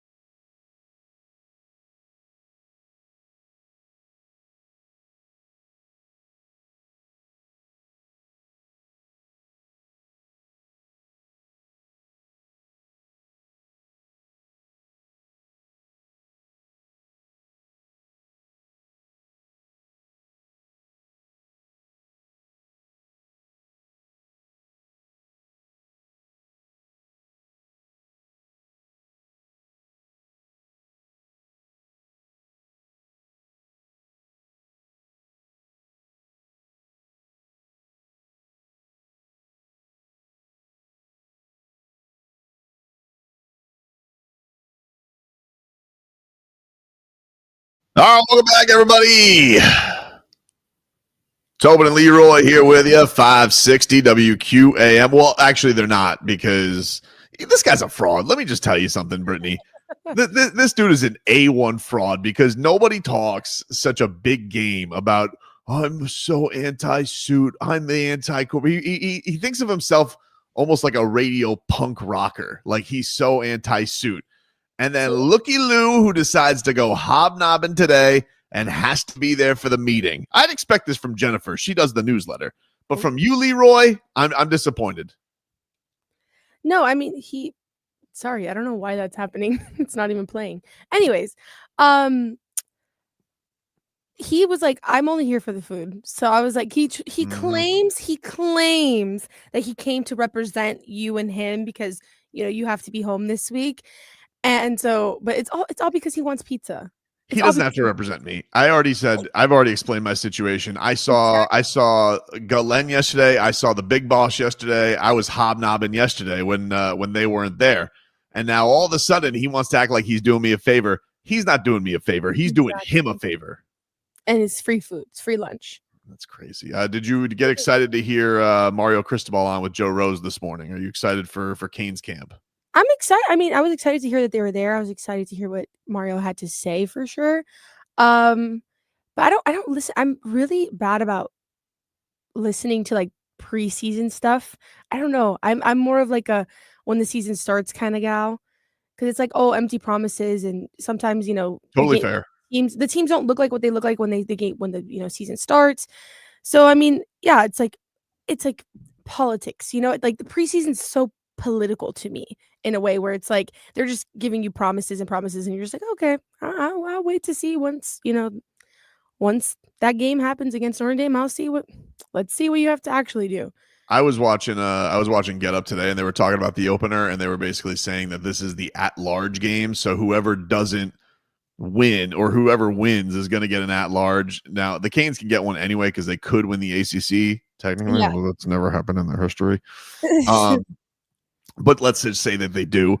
I was like, I already see what you guys are doing. You're making inroads and excuses for Notre Dame. I can see this coming a mile away. It's like, and that's what's so annoying about the Miami Hurricanes is like, I hate to be one of those fans that's like, the media hates us and everybody's, against us. But it's a fact at this point. It's been proven time and time again. And like last year, I understand our fate was in our own hands. We messed up our road to, the playoffs. But it's like you're already setting the stage and setting a different precedent for everyone else. But if the Canes go to Notre Dame and they lose that game and they lose it bad, it's like we're written off. That's it. You're not even going to see us in the top 25. No, they're gonna forget about them for sure. But if Notre Dame does it, they'll be like, oh, they lost to a top 10 team. Exactly. They'll move the Canes up. They'll move the Canes up a slot to 9. Like I'm 100% with you. Look, I honestly feel like, and this is what I think is going to happen, is that like this is going to be probably even more in the identity of what Mario wanted, because he keeps mentioning how good the run game was last year, even though it kind of leaned all Cam Ward. And it just feels like he's gushing about this offensive line, him and Mirabal, more than he ever has. Maui Noah's got a ticket right to the first round. Yeah, but like, don't you feel like that happened last season too? It's like, oh, this offensive line. Yeah, but I think then you were like, yeah, but we have a magician at quarterback. And I do think that while I think Carson Beck can put up good numbers, I think that this is going to be, they're going to smash people in the mouth even more. I think that's what they're going to do. Now, can they stop anybody? Remains to be seen. I have no idea. I have no idea what Corey Heatherman's going to be able to do for this team. The biggest question mark is the defense at this point. Like, there's no doubt about it. And like I was talking to my friend about this the other day, and he was like, "Oh, but we cleaned house and we fired the defensive coordinator and all those all the secondary." Like I would hope so after what happened last season, but it was like all the secondary, we cleaned house. We told everybody to leave if they weren't drafted, and this is that and the other. And I'm like, that's great, that's fine and dandy, but it's like the problems were massive on defense. They were massive. Yeah, especially in the second half of the year. Like it felt like it got worse, which is kind of weird. That it felt like things that were going fine early on in the year that they just got I don't know, unbearable by year's end. I don't really understand what the hell happened there, It but was unwatchable at times. It was so incredibly it frustrating. was depressing because you'd like watch these things and you'd feel like you'd have no shot even with whatever magic the offense was putting forward. But I'm with everybody in the chat who's like, look, it was not the offense's problem. I get you. I just think we have a question because when you lose the number 1 overall pick, you're going to be nervous. Like, I don't care who's. That's the thing. It's like we keep trying to think that this is going to be Cam Ward's offense, but like his biggest targets last season were drafted. They're gone. They're gone. All of them are pretty much gone. Mm-hmm. That's why I think that's why I think it's like when Mario talks about leaning into the run, I think this is what they're going to try and do is just completely overwhelm people with all their 6'8" monsters. And I do think that's not going anywhere because they're saying like they got their next wave that's going to come after it. So I think that's an exciting element. And then hopefully, Carson Beck, listen, stay out of the headlines for the wrong reasons. Go mirror and do your thing. I just think for him, it's like we just need him to be decent. We need him to make, a couple passes a game that are, big passes and get us out of bad situations. But rely heavy on, like you said, if you have a good offensive line, like you're claiming you do, you stay heavy on the run game and make sure that the defense can, stop points. I mean, we were putting up 30 to 40 points every single game last season. I don't think we're going to see that this year. So also don't get into crazy holes against teams that are you're better than. Cam Ward is not there to get you out of that hole. He is not there to get you out of that hole. So also, one person who's looking like he's doing some weird stuff in the offseason. This Victor Wembanyama, I don't know what the hell's going on with him, but he's already spent the offseason with Shaolin monks. And now he's off and he's working out with Kevin Garnett, where he is getting some tutelage. And Kevin Garnett is going to try and like give him all that knowledge. But this is what I would say to Victor Wembanyama is like that's all well and good. But let's not forget you still got cooked by Khalil Ware last year, so you're already behind the 8 ball as it goes with this. So I don't know what Kevin Garnett is teaching him how to hate the Heat. Probably. He has Khalil Ware on like a picture with darts and he's just throwing it at him because there's no one who hates the Heat more than Kevin Garnett. He goes, let's not forget what happened on January 19th where we had Khalil Ware's coming out party, and then on top of it, he may be spending with Kevin Garnett, who's going to tell him how to be all intense, which is all well and good. I mean, he's 7'5". I would hope that he could be more intense than everybody else. Mm-hmm. But the thing that I'm excited about is we got Serbian basketball starting tomorrow, which means that Jovic is going to be with Joker, and they're going to take over all of Europe. We need to get him to, he needs to get that toughness in him. I feel like Jovic, he's just so like cute and little and like he is adorable. He's so adorable. I just need to see I wanted to see some Jovic out there. He's gonna. I know everybody's already. See, this is the thing. You talk about disrespect. Like people are going to be already talking about Nikola Topic because he is, going to be the. Nikolas are there on one team? I think they're all Nikolas except for Bogdan Bogdanovic. Unless you're a Bogdanovic, you're a Nikola. That's how it works in Serbia. That's how it works. I think that's how the rules work. But I would say, yeah, I think that's how it has to work. But from the standpoint of Jovic, Spo put that challenge out to him to make the rotation. And I think that he is. It feels very much like I'm watching a lot of the media that goes by. And that Joker is not exactly like the most media savvy guy. No. And it feels like the guy that they're pumping out there. Now, mind you, I can't really tell what they're saying because everything is in Serbian. But I feel like with all the media, because I do follow these accounts, that Jovic is in a lot of ways like the voice and face of Serbian basketball. That's so interesting. Yeah, I do feel like he is getting the most rub more than, even though Bogdanovic is the captain and Joker's the best player. It does feel like they're putting this guy out there a lot. Now, he's been with the last 3 teams. He's been with the World Cup team that finished second. He was with the Olympic team, though he was banged up and had a broken foot that he finished in bronze. I do feel like they're leaning very much into, this is our up-and-coming guy, not Nikola Topic. I'm way too invested in this. Not to get confused. You are very. You're like the only person I fear in America that cares as much about Serbian basketball. Yes, though I have a lot invested because I really like my hopes and dreams on this Heat season. They seem to rest on the broad shoulders of Jovic. Yeah, I don't disagree there. I mean, I want to see nothing more. So hopefully he learns some Joker ways while he's over there in Serbia and can bring them, to the Miami Heat because things aren't looking too good for us. Schmeathan says that he's infuriated that Bam never called KG for a workout. Yeah, but here's the thing, Schmeathan. Let me ask you this, dude. How do you think that's going to go over with Udonis Haslem? Because I'm going to say not well. You know what I mean? Like if Bam Adebayo, who has worked out with grades like Rasheed Wallace, like that's his guy that he kind of comes up with. He works out with others. Imagine the phone call that Bam Adebayo has to make from Udonis Haslem when he gets the first Instagram post of him working out with KG. He's going to be like, "You worked out with who?"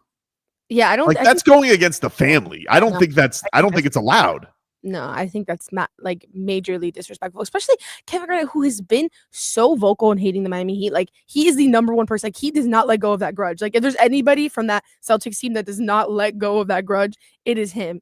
So yeah, no, Bam could never. Bam would be exiled. He would be like, "You're not the captain anymore. You're done." I think he would. I think he would threaten to take. I think he would use vice president veto power, and I think he would strip Bam of his captaincy. He would come out of retirement, sit on the bench again, just so that Bam could not be the be the captain anymore. He needs that is. I mean, that's 100% what's going on there. Schmeathan is why he would never do that. I get you. Like, look, Kevin Garnett's an all-time great. Nobody's trying to take away his Hall of Fame status, but I don't think that's going over well with your OG.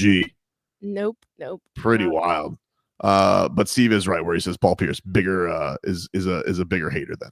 I mean, that's fair. He is a bigger hater. He always he still has Dwayne Wade's name in his mouth. It's beyond me. It's like, give it up, my guy, give it up. We'll take a break here on the show. Get you caught up with your headlines. We'll see if these two bums are back hobnobbing with the company. These suit lovers, and we're back with more to this.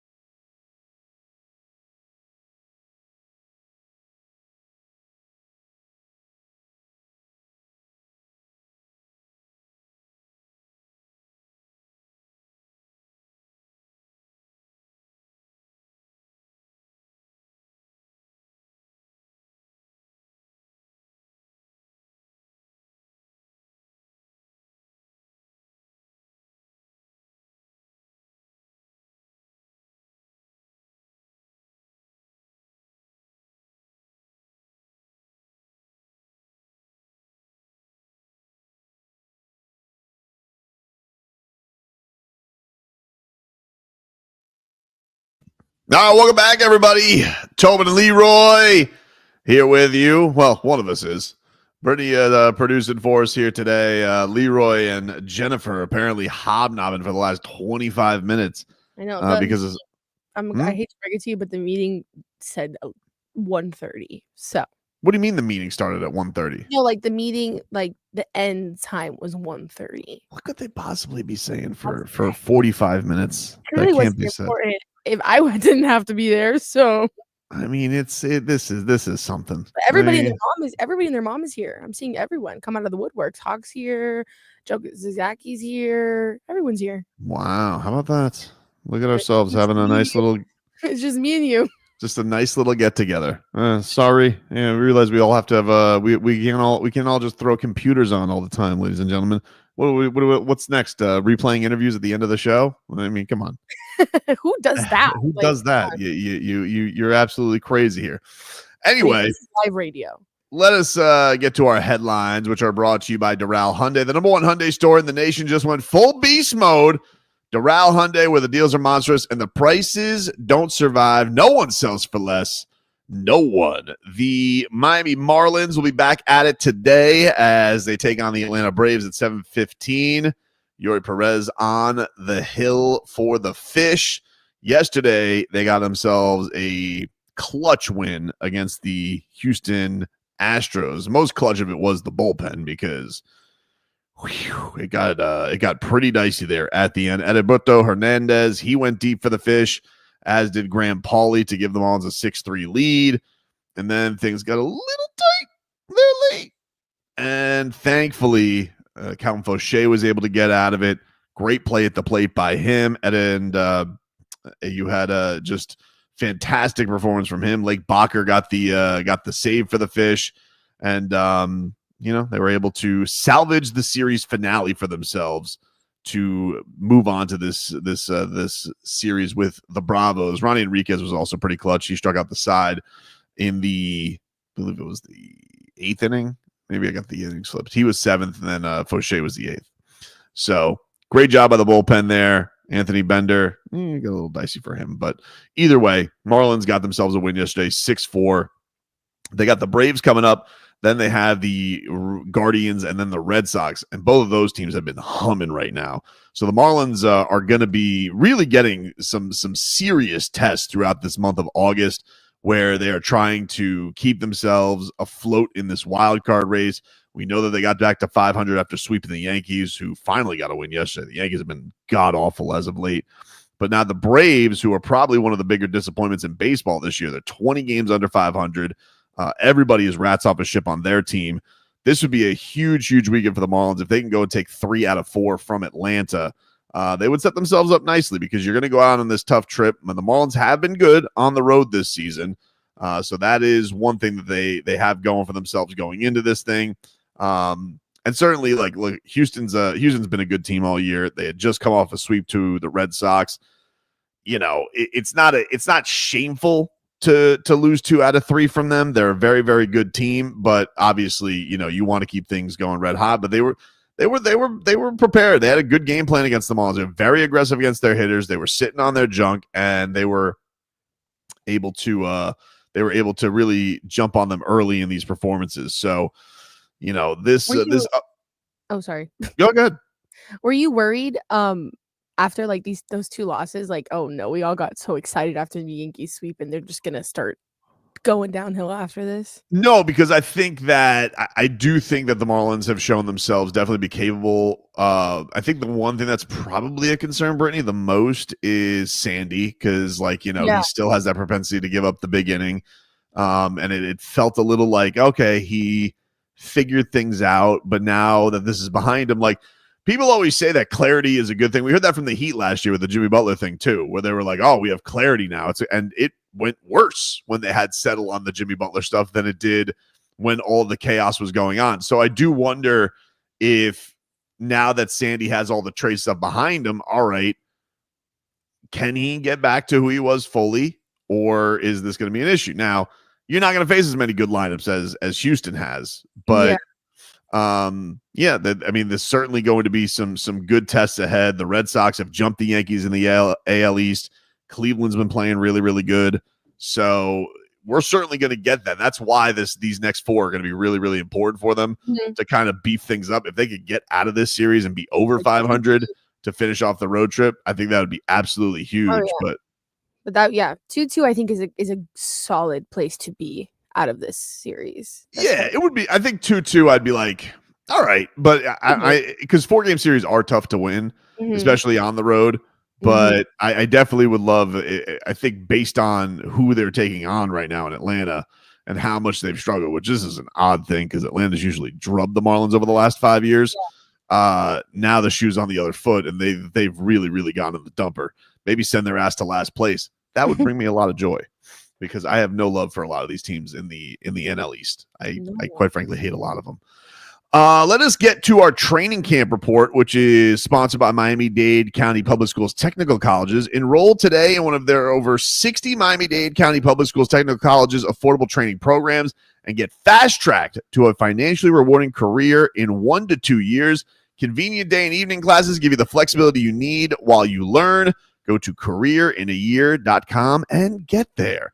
Miami Dolphins are going to be back on the practice field tomorrow in a joint practice against the Chicago Bears. They released their first depth chart yesterday. I don't think there was anything that was too noteworthy from it because everybody who's starting, you kind of knew. The only one that's probably a little bit of a surprise is Darren Waller's listed as the starting tight end. We'll see. But also, like, with our options, are we like too shocked on that one? I just don't know what to make of him. Like they said yesterday, and I was kind of confused by this because Mike McDaniel was saying like, yeah, we're in a tricky spot because we don't want to bring him back for a joint practice. It's like, okay, so they're gonna have a joint practice, then they're gonna have a preseason game. Then I imagine they're gonna come back for probably like a walkthrough on Tuesday, I'd imagine. And you're like, all right. And then eventually they got a game on Saturday. So their joint practice is going to be Thursday. So he's going to have one practice before a joint practice, or are they going to wait all the way until they get to the Jaguars week? And so like, I don't know. I guess I'm just still skeptical on the Darren Waller thing. I mean, we're all skeptical on it, but like I'm skeptical about that position since we got rid of Jonnu Smith. So it's like, yeah, no, that is totally fair. I do think that, look, the receiving core is going to have better options, so I'm excited about that. I think Malik Washington stepping up a year. Westbrook-Ikhine had a lot of touchdowns last year for a lousy quarterbacking Titans team, and maybe Taj Washington blows up, or one of these guys, D. Eskridge, does some better things this year, knowing the offense for another year. Yeah. But yeah, I don't know. I have zero expectations that Darren Waller is going to work out. Whoa. It feels like we have one of these a year where like somebody comes along. Yeah, last year with Odell Beckham. Darren Waller. The Odell Beckham thing was actually even more disappointing because they signed Odell and made a big deal and they had a press conference about it. And you're like, oh, cool. And then he was nowhere near ready for football. And you're like, well, what were you guys thinking there? And so experiment. I'm not here to be some kind of a Grinch on the whole I'm not here to be some kind of a Grinch on the whole situation because I want Darren Waller to work out. But if he doesn't work out, I'm not going to be surprised. Like, the guy hadn't played football for 2 years. He was already on the decline. He hasn't really had a monster season in 3 seasons. So personal things during that time off as well. So a ton. Yeah, he's been dealing with a ton of personal. And look, it's great that it seems like he's gotten past a lot of that stuff. But when they say, hey, he looks in great shape, but he's not in football shape. And my whole thing of it was, okay, well, how off of football shape was he that it was smart to not have him practice during the first couple of weeks when you guys weren't even in pads? And now you're in this position where, well, we don't want to drop him out of the sky. So, yeah, like, what shape is he even in if he can't even practice it without pads? It's just rough. So it's like, are we just going to see Julian Hill now? And it's like, are we really going to see that much receiving from the tight ends this year? Is it just going to be, blocking and stuff like how it was the first Mike McDaniel year? I feel like that's what we're leaning towards. That seems where it is going. But that is your training camp update. And we'll get more on it tomorrow, obviously, when we get the juice of that joint practice between the Dolphins and the Bears. We'll take a break. We got Goosey's No Goosey's coming up later on. But we got to get into this Teddy Bridgewater thing yesterday because he addressed his suspension yesterday as he signed on with the Tampa Bay Buccaneers, one of Miami's own, coming to his defense after a weird situation down here where he was banned as the coach of Miami Northwestern. We're back after this.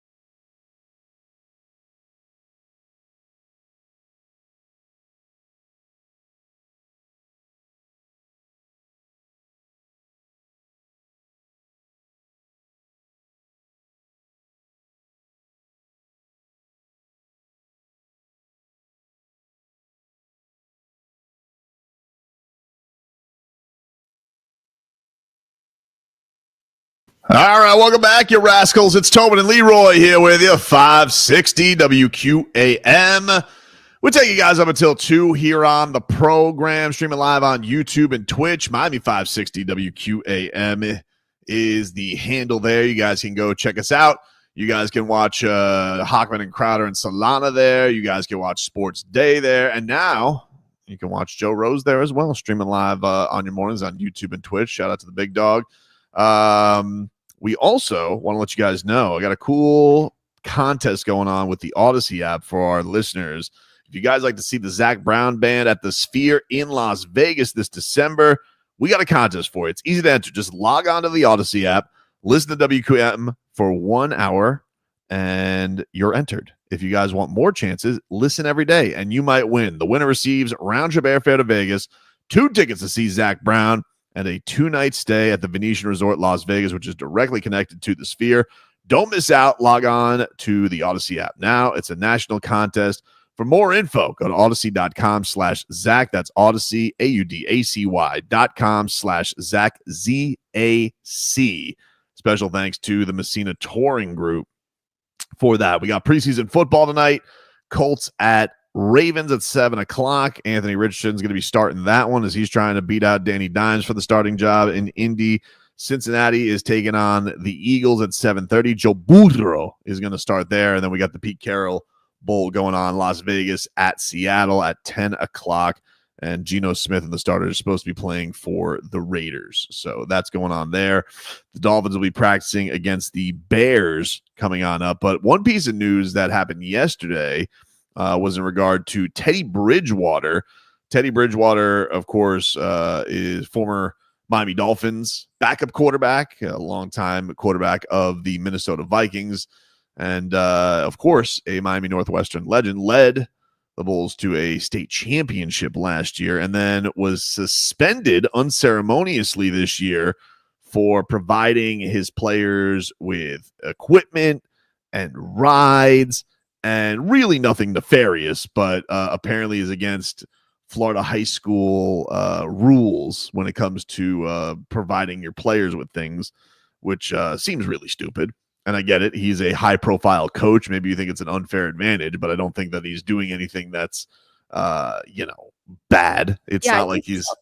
There's a lot worse things that happen in high school sports, like people bringing people from other countries to come play. And this man was just like, helping these kids out who Northwestern isn't like a private school. It's not, like these kids, like they could benefit from that. And you just took away somebody who was a real inspiration. Who was a real inspiration, is a mentor to them who, brought so much value to that program. Mm-hmm. And it's super disappointing to see because the only people that you're hurting in that situation are the kids. It made absolutely zero sense. Oh, hello, Leroy. What's up? What's up? What's up, Johnny Corporate? Good of you to show up. We had some corporate stuff. I heard.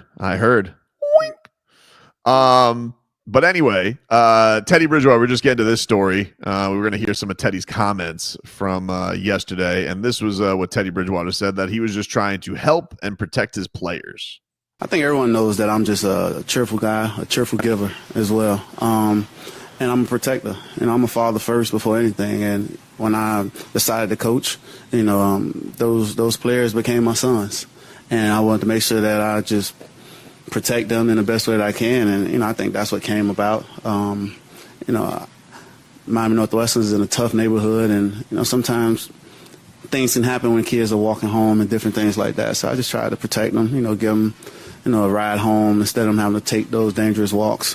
But I just want people to continue to see me for the person that I've been, from the time I arrived in the NFL, from the time that I arrived at the University of Louisville. Just a humble guy who has a big heart and a cheerful giver. There you go. Teddy Bridgewater yesterday addressing the media.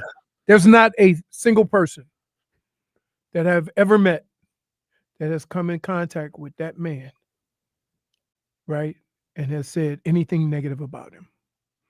And it sucks that only in Florida could a man who has been nothing but good for young people with his own money, his own time, The only man that get fired from a job that he was never hired for or paid for. Crazy. It's crazy. It's so insane that this happened. I mean, like, so many of those kids can just benefit from having him around, and they're just like, nah, not for us. Sorry, we got rules is rules. It's like, all right, good for you guys. I hope you guys feel tremendous with the FHSAA. I hope you guys feel fantastic about upholding the rules. Yeah, don't worry. And the thing is like, what frustrates me is that that this is going on in other programs, but it's just because it's Teddy Bridgewater, they're probably putting an even closer eye on it, and that's where they found the nefarious acts happen. But come on, you guys, like, we know what goes on in these programs in Miami, especially in Miami. Like, it's just that's so frustrating to me. It's just a weird thing. It's frustrating that probably the most honorable guy is the one who was out front about it. Yeah, that's what it was like. He was literally looking for some more help on it because he did reach into his own pockets for this. And he goes, "Hey, we had this, that," and they're like, "You did what, Teddy? Exactly. Like, how dare you?" And it's like, there's people who are doing even worse things. So many, like, I know so much worse things that are happening at programs here in Miami, and yet he's the one who gets in trouble for it. Yeah. It's pretty wild. We got some news also. The Basketball Hall of Fame, they're going to have their enshrinement come up for the class of 2025. And, of course, Miami Heat owner Mickey Arison is going to be enshrined this year. Well deserved. It's been announced that he is going to be presented by his Hall of Fame now peers, Alonzo Mourning, Pat Riley, and Dwayne Wade will be up on stage with him as his enshrinement. What's crazy?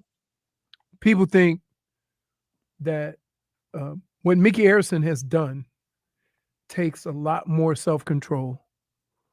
If you look around the landscape of ownership right now, everybody wants to say so. It's really hard for an owner to step back and let his people do their thing without having anything to say. Yep. Right. Stephen Ross tries to do that. He certainly stopped talking. I mean, that was definitely, I don't exactly remember the time. Probably around the bully committee, to be honest with you. But we stopped getting those Stephen Ross wild press conferences because he got too excited. He got too excited. He would say things that are crazy. Carmelo Anthony, he is going to have Allen Iverson and Dwayne Wade present him.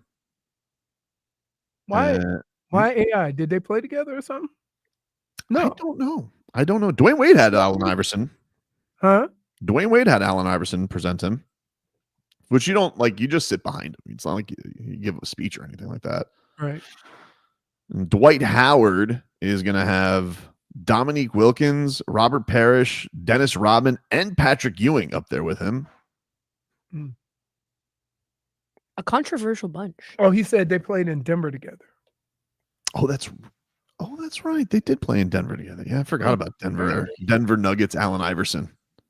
Wow. Billy Donovan. He's going in with Maurice Cheeks, and he's getting presented by Maurice Cheeks and Rick Pitino. Wow. Top-notch widow's peak on Billy Donovan. And then finally, the 2008 USA men's national team, the Redeem Team, they will be presented by Jason Kidd, Dwayne Wade, Jerry Colangelo, Chris Bosh, Jim Boeheim, and Coach K.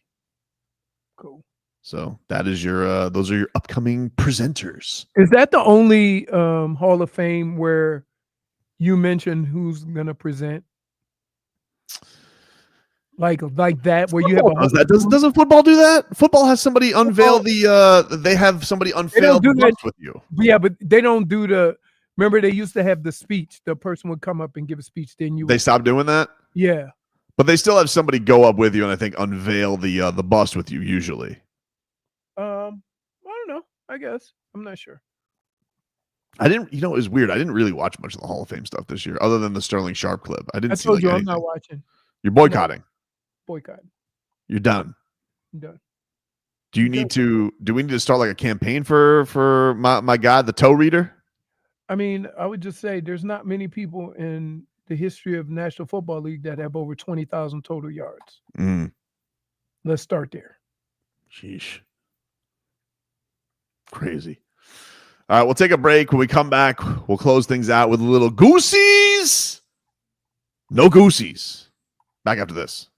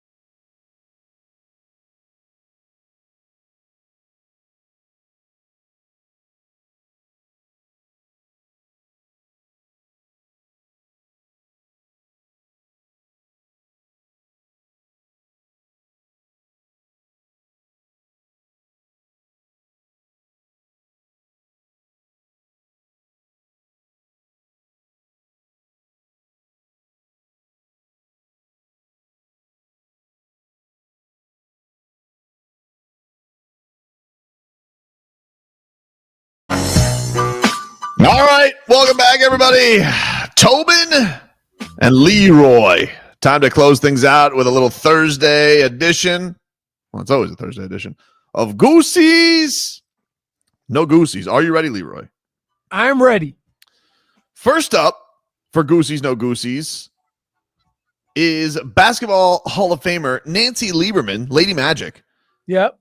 She was given the business to one Jeff Teague because Jeff Teague had some comments diminishing a little bit about what Caitlin Clark is as far as her whole talent is concerned. Mm-hmm. And so this is what was said by Nancy Lieberman on Michael Beasley's podcast. I don't agree with Jeff Teague, who I read something today said that, Caitlin Clark, well, she's just a good player. She's not a great player. Jeff. He said that? She good, but she not that good. I love you. You weren't a great player. Wait. Okay? You were serviceable. I know you made the All-Star team one time. Whoa. I'm sorry if we're going to if we're going to be honest, I'm happy for your career. We won't on Jeff, my guy. Damn. But you tripping. Caitlin's great. She got she is great. Wow. Hey, the one thing I hate about this business that we're in, why people act like they got to say something, off the wall to get, you know what I mean? He don't believe that. He don't believe that. Caitlin Clark moves the needle unlike most people in basketball. Right. There's only a handful of people that come in and move the needle like that. And there's a lot of jealousy because she can move the needle like that. It's just like it was when LeBron. When LeBron came in and everything was about LeBron, and people got tired of it and they started attacking Bron. That's how it works. But the one place you expect respect for your game and your abilities is other people that do the same thing, right? Agreed. So another basketball player can kind of break it down for folks as to why this person is great. And I think that's what the issue is. When somebody inside your sport, right, who wants to be heard, says something like that,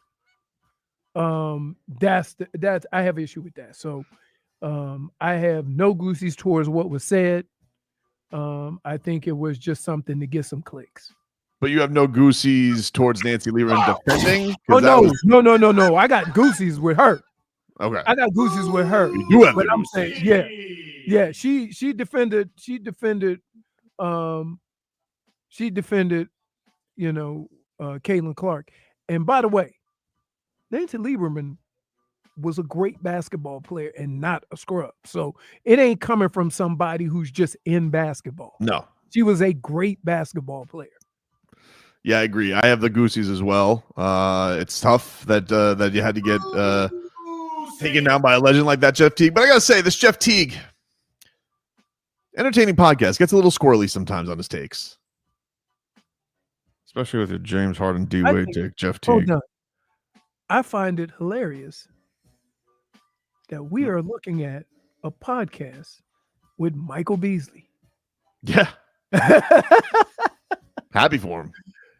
I love the year Michael Beasley's had. I feel like this is like a coming out year for Michael Beasley. Mm-hmm. I feel like there's, he's starting with his one-on-one stuff. He's always been like the big three, face of the big three, but he's doing podcasts. I'm happy for Michael Beasley. It makes me excited. And that he is having this phase of his career where I feel like he's getting even more love. Jennifer, what do you say? Nancy Lieberman's takedown of Jeff Teague. Goosies or no goosies? I love me a good takedown. Goosies. Goosies. Brittney? Goosies galore for sure on that one. Good. Jeff Teague needs to shut up. Wow. I agree with her 1,000%. I'm so tired of seeing him. Like every clip I see all the time is just him like saying the most outlandish things. And I get it. It's like rage baiting and he's trying to get clicks in because, he's irrelevant. But I'm tired of it. Like, shut up. There's a lot of Not people everyone that needs do a that. microphone. You know what? I used to think that was Skip Bayless's claim to fame. Like he found a guy that he could go after and everybody wanted to hear it. Rage baiting works and I get it, but it's like, I don't know. Like Caitlin Clark is what you're gonna pick. The hill you're gonna die on. You're gonna lose that one every time, my guy. Jennifer, do you have the list? Are you good now? Do you you have number 2 for us? I apologize. I had to show face. You're a hobnobber. I mean, I was not Yes, talking. you were. Leroy, you should not be talking right Wait, what are you doing? now. No. What are you doing? What are you doing? What are you doing? How about what are you doing? Malik Beasley, improving himself.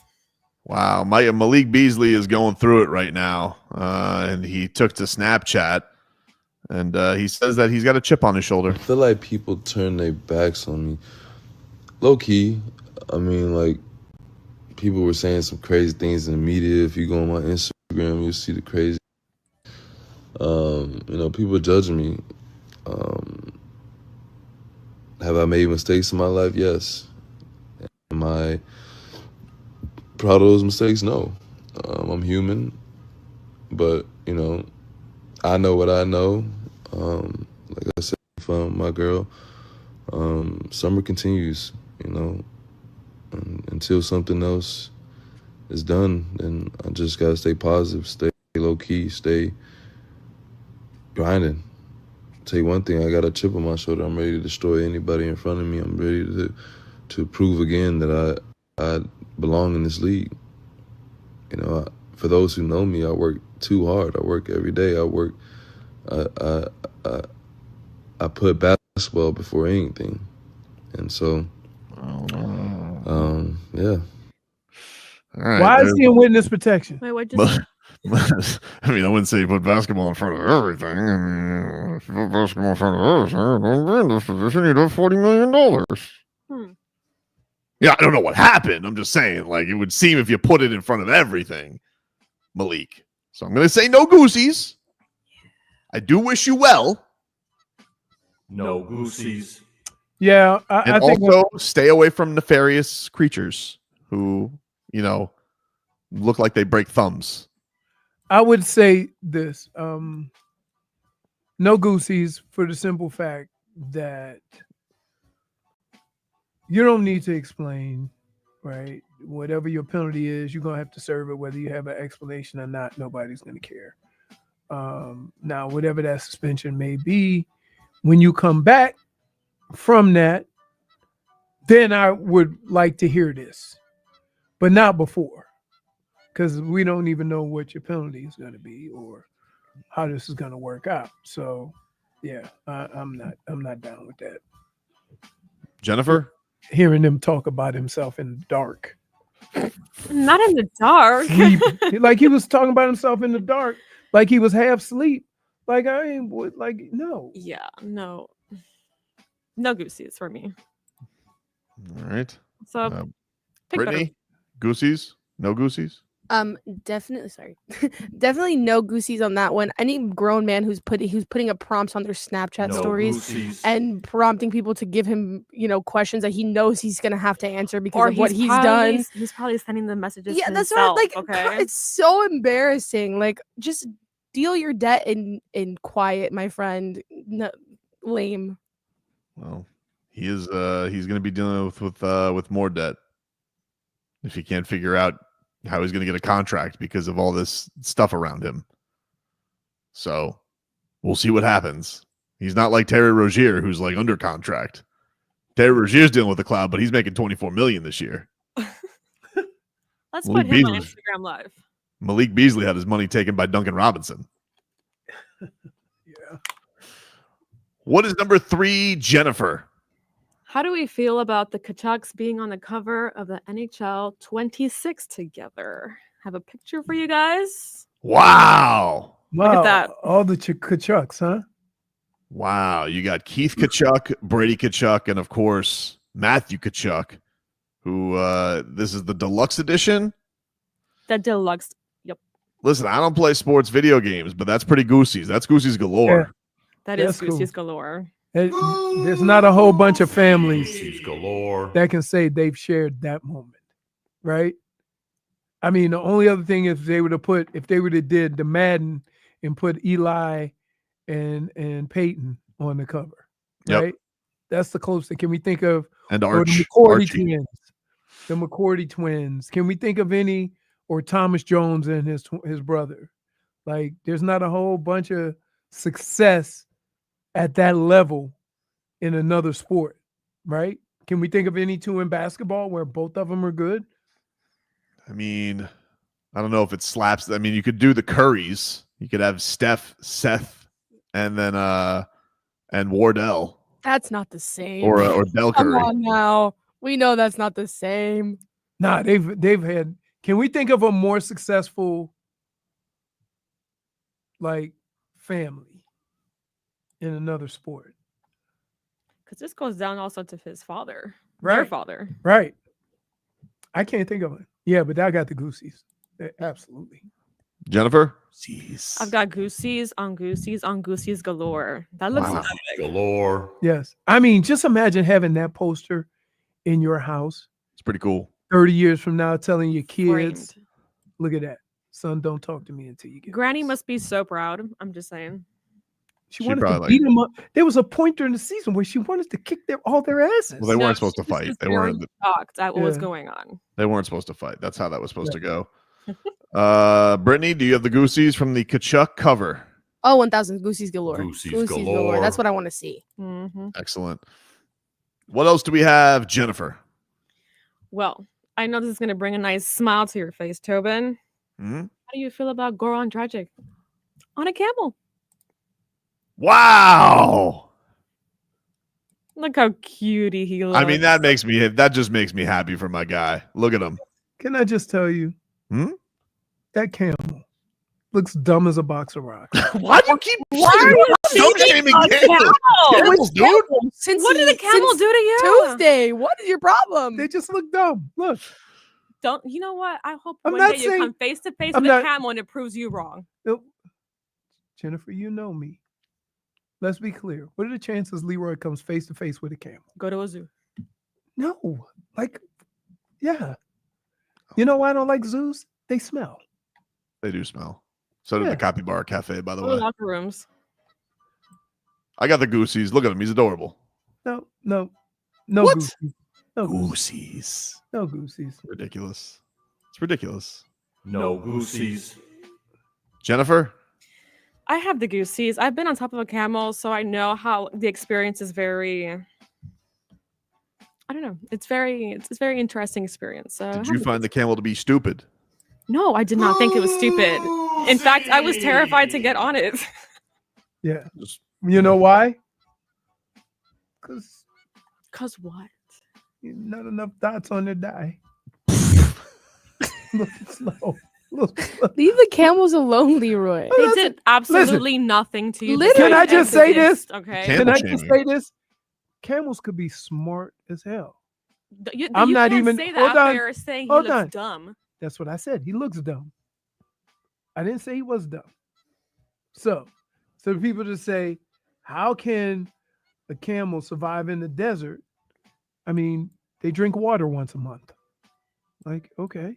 That's just their surviving mechanism. You can't call them stupid because that's how they live. No, I'm not. I didn't ask that question. Somebody else said they can't be stupid and survive in. I'm like, that's instincts. They're different. Brittany, you got the the Goosies from Goran on Yeah, the I have camel. the Goosies for the camels because I feel bad for them because Leroy, they keep catching strays from Leroy all week. Leave the camels alone. I said they look dumb. That's That don't catching mean your they're dumb. yes. That's They're messed catching up. strays from you. Okay. I'm sorry. Unbelievable. So then I'm gonna have to do a PSA. PETA online. Hey, Yes. dear camels, I'm sorry if I offended you. That's sorry I not- said you look that stupid. wasn't my intention. I'm sorry you said you look stupid. Camels were also the first cigarettes. That's our show for today, everybody. Hope you have a fantastic rest of your day. We'll talk to you rascals tomorrow.